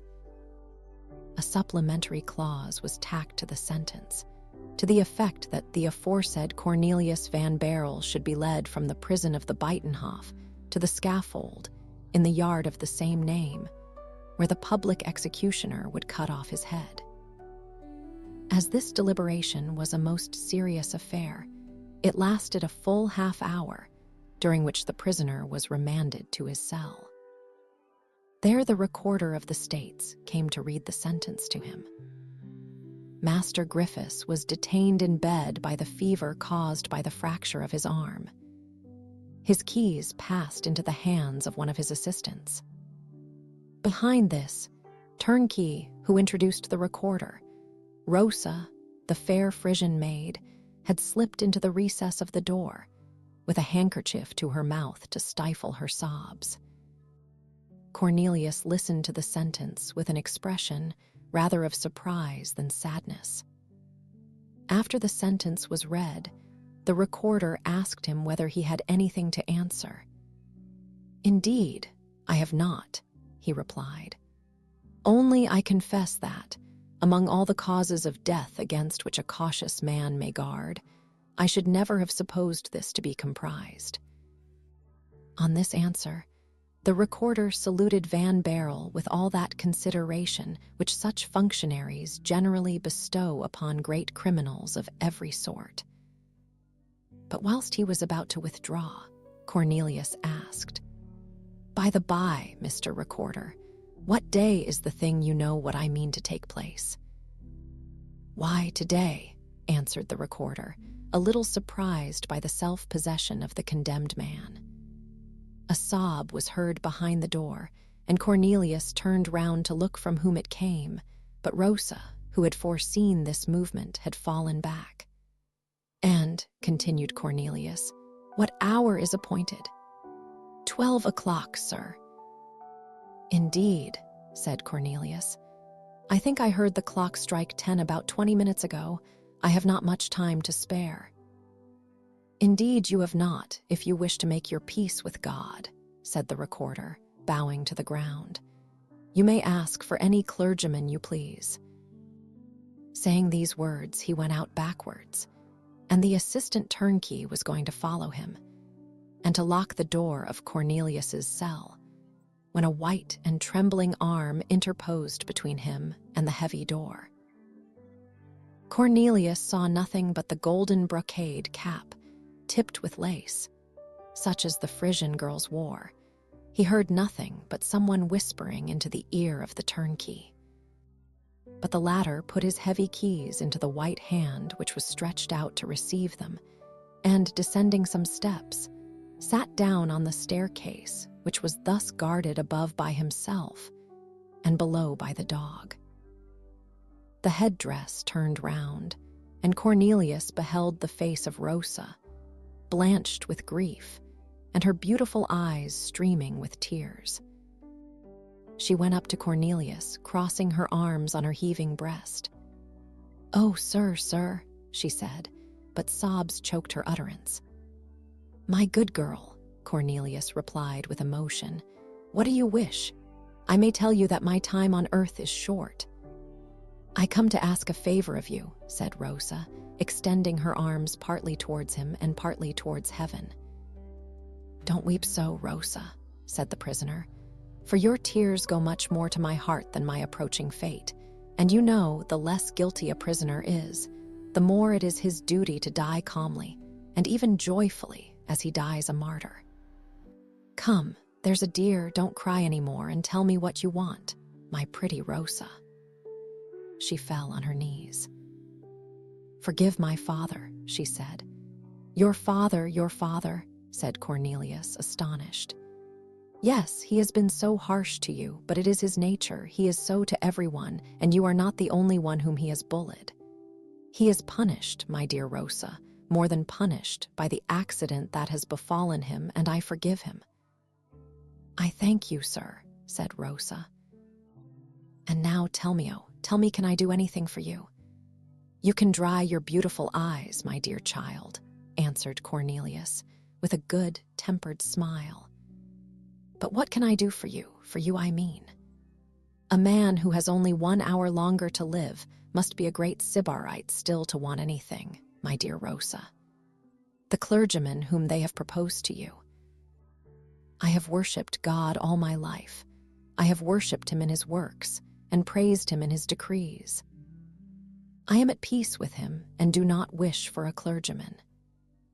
The last thought which occupies my mind, however, has reference to the glory of the Almighty. And indeed, my dear, I should ask you to help me in carrying out this last thought." "Oh, Mynheer Cornelius, speak," exclaimed Rosa, still bathed in tears. "Give me your hand and promise me not to laugh, my dear child." "Laugh," exclaimed Rosa, frantic with grief. "Laugh at this moment. Do you not see my tears? Rosa, you are no stranger to me. I have not seen much of you, but that little is enough to make me appreciate your character. I have never seen a woman more fair or more pure than you are, and if from this moment I take no more notice of you, forgive me. It is only because, on leaving this world, I do not wish to have any further regret." Rosa felt a shudder creeping over her frame, for, whilst the prisoner pronounced these words, the belfry clock of the Buitenhof struck 11. Cornelius understood her. Yes, let us make haste," he said. "You are right, Rosa." Then, taking the paper with the 3 suckers from his breast, where he had again put it, since he had no longer any fear of being searched, he said, "My dear girl, I have been very fond of flowers. That was at a time when I did not know that there was anything else to be loved. Don't blush, Rosa, nor turn away, and even if I were making you a declaration of love, alas, poor dear, it would be of no more consequence. Down there in the yard, there is an instrument of steel, which in 60 minutes will put an end to my boldness.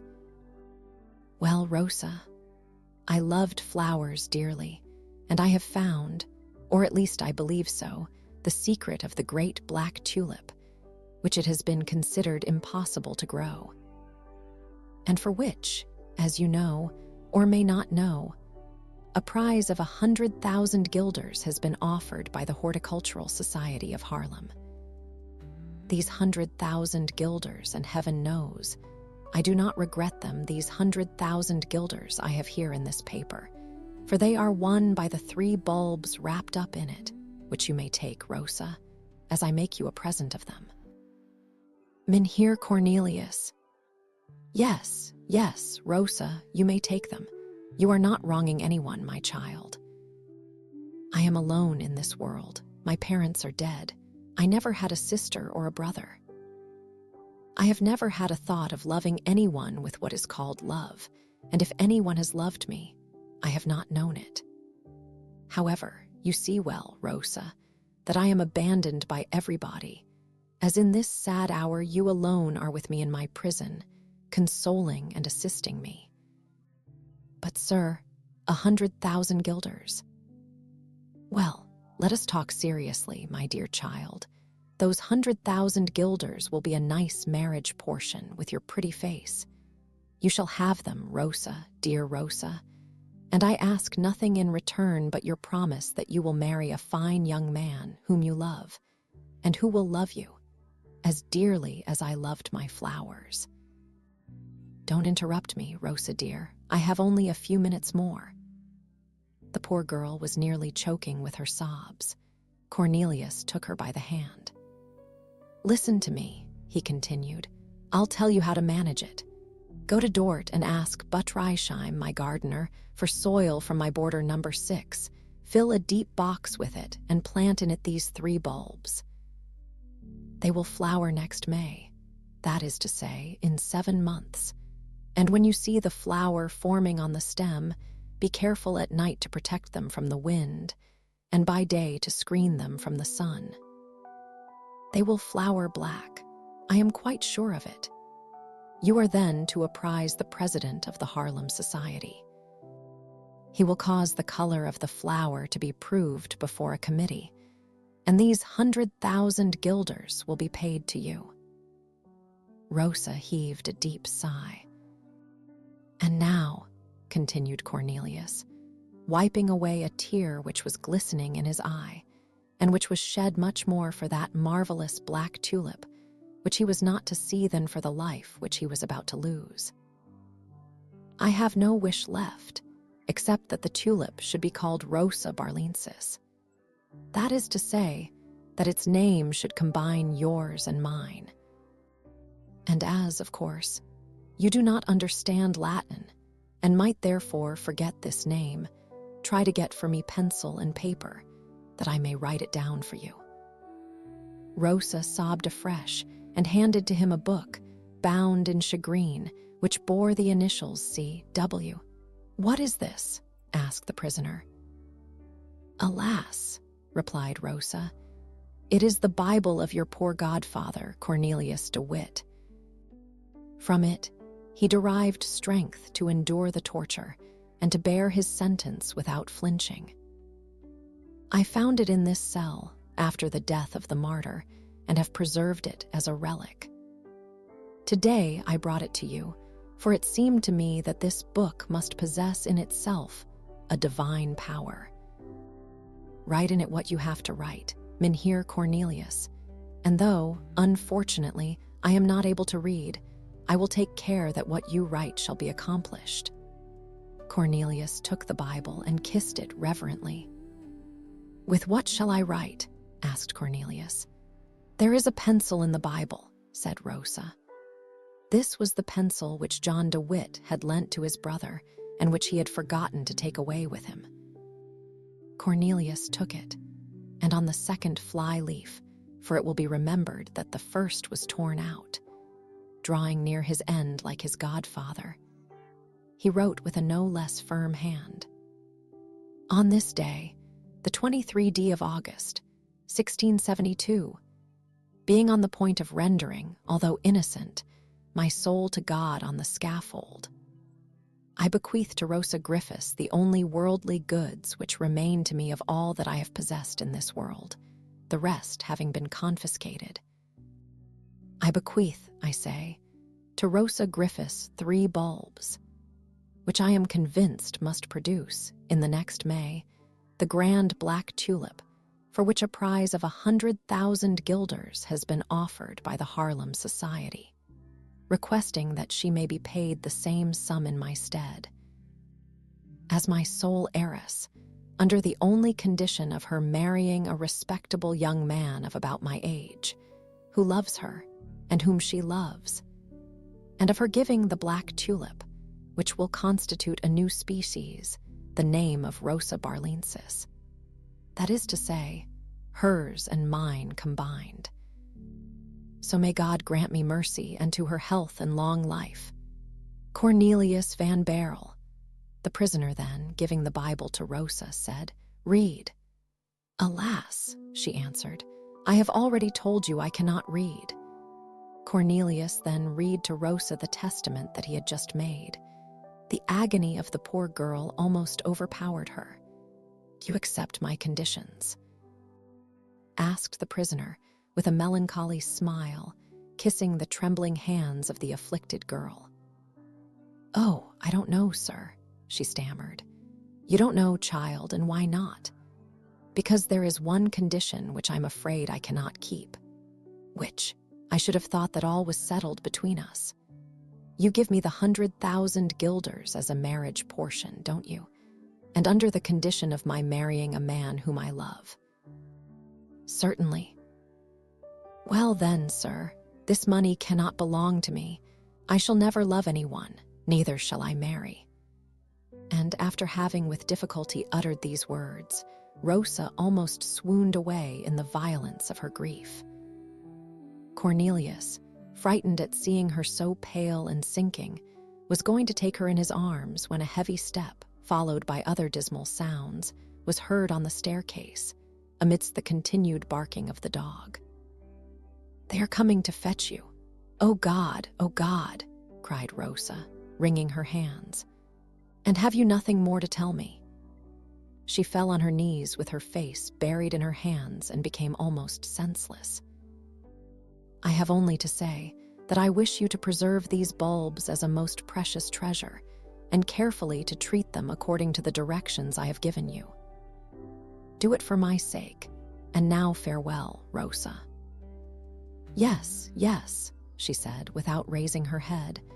"I will do anything you bid me except marrying," she added in a low voice. "For that, that is impossible for me." She then put the cherished treasure next her beating heart. The noise on the staircase which Cornelius and Rosa had heard was caused by the recorder, who was coming for the prisoner. He was followed by the executioner, by the soldiers who were to form the guard round the scaffold, and by some curious hangers-on of the prison. Cornelius, without showing any weakness, but likewise without any bravado, received them rather as friends than as persecutors, and quietly submitted to all those preparations which these men were obliged to make in performance of their duty. Then, casting a glance into the yard through the narrow iron-barred window of his cell, he perceived the scaffold, and at 20 paces distant from it, the gibbet, from which, by order of the stadtholder, the outraged remains of the two brothers De Witt had been taken down. When the moment came to descend in order to follow the guards, Cornelius sought with his eyes the angelic look of Rosa. But he saw, behind the swords and halberds, only a form lying outstretched near a wooden bench, and a death-like face half covered with long golden locks. But Rosa, whilst falling down senseless, still obeying her friend, had pressed her hand on her velvet bodice and, forgetting everything in the world besides, instinctively grasped the precious deposit which Cornelius had entrusted to her care. Leaving the cell, the young man could still see in the convulsively clenched fingers of Rosa the yellowish leaf from that Bible on which Cornelius De Witt had with such difficulty and pain written these few lines, which, if Van Baerle had read them, would undoubtedly have been the saving of a man and a tulip. And so, the first chapter of this tale comes gently to a close. We've stepped into a world touched by rivalry, whispers of power, and the fragile beginnings of a dream, the dream of a tulip unlike any other, a bloom destined to hold both beauty and peril within its petals. But for now, you can leave those threads resting quietly where they are. They will wait for you, patient and still, until you return again. Take a moment to notice your breath, the calm rhythm of air moving in and out, like the steady turning of pages in a book that keeps you safe and warm. Maybe you're already drifting, eyes closed, carried softly by the night. Or maybe you're still here with me, listening in the quiet, letting this gentle story settle in your thoughts. Wherever you are, I'm glad you've shared this part of the journey.